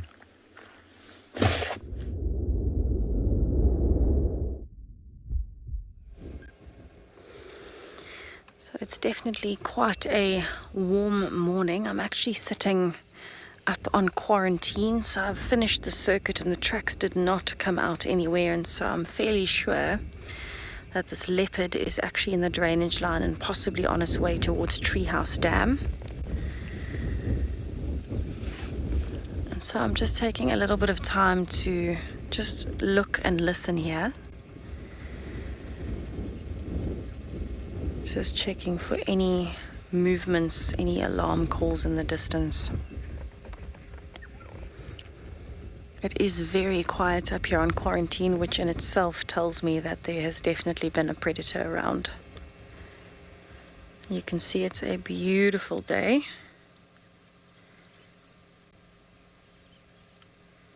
And I think it's been quite a successful morning so far, I'd say.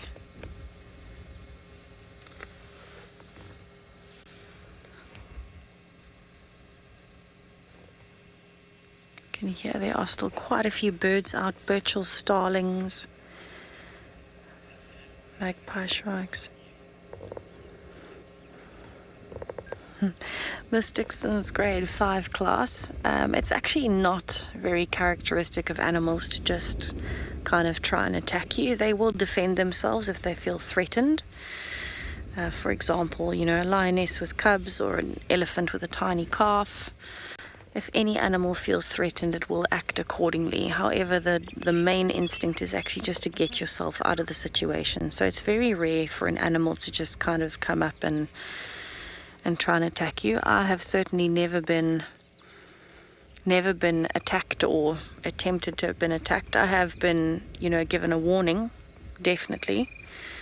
When you accidentally end up a little bit too close inside somebody's comfort zone. And that's pretty normal. Any animal will give you a warning. And so that has certainly happened. It can happen when you accidentally turn a corner and are too close to an elephant. It can happen when you're on a walk and you accidentally bump into something you didn't know was there. So that has certainly happened to me. But I've never had an animal that just wanted to outright attack me. I don't think that is actually very common. In fact, most of the stories that you hear like that are from people that maybe shouldn't be there where they are, or people that have accidentally stumbled into something that they shouldn't have, like a lion's den or anything like that.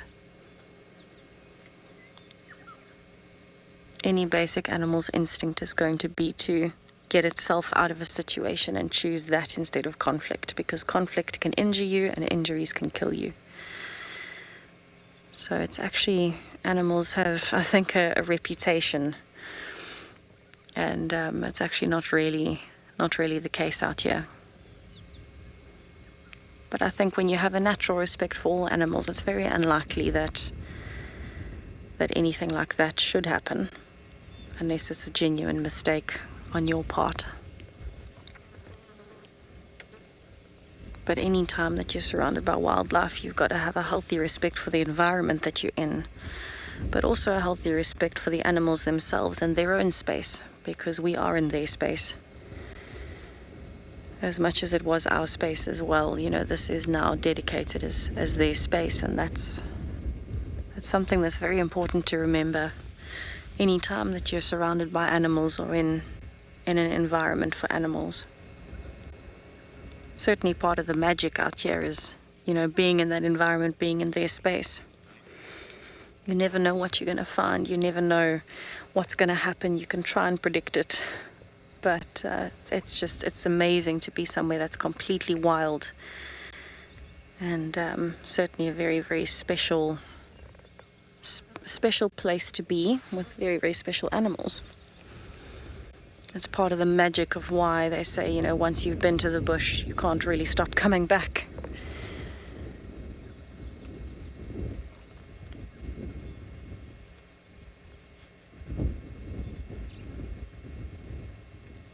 I certainly know that I will never ever stop coming back to the bush. It's my peaceful, happy place.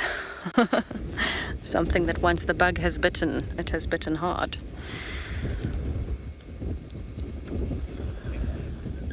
It's been a very successful morning, I think, you know, from elephants to glimpses of giraffes and all the animals coming down to the water holes. I think we've been very, very lucky. But we really can't wait to see what this afternoon holds. I think it's going to be a great afternoon now that the breeze has picked up. We're really looking forward to seeing you, so please join us this afternoon as we take you out on another adventure and see what else we can find in this magical place that we get to call home. Have an amazing day.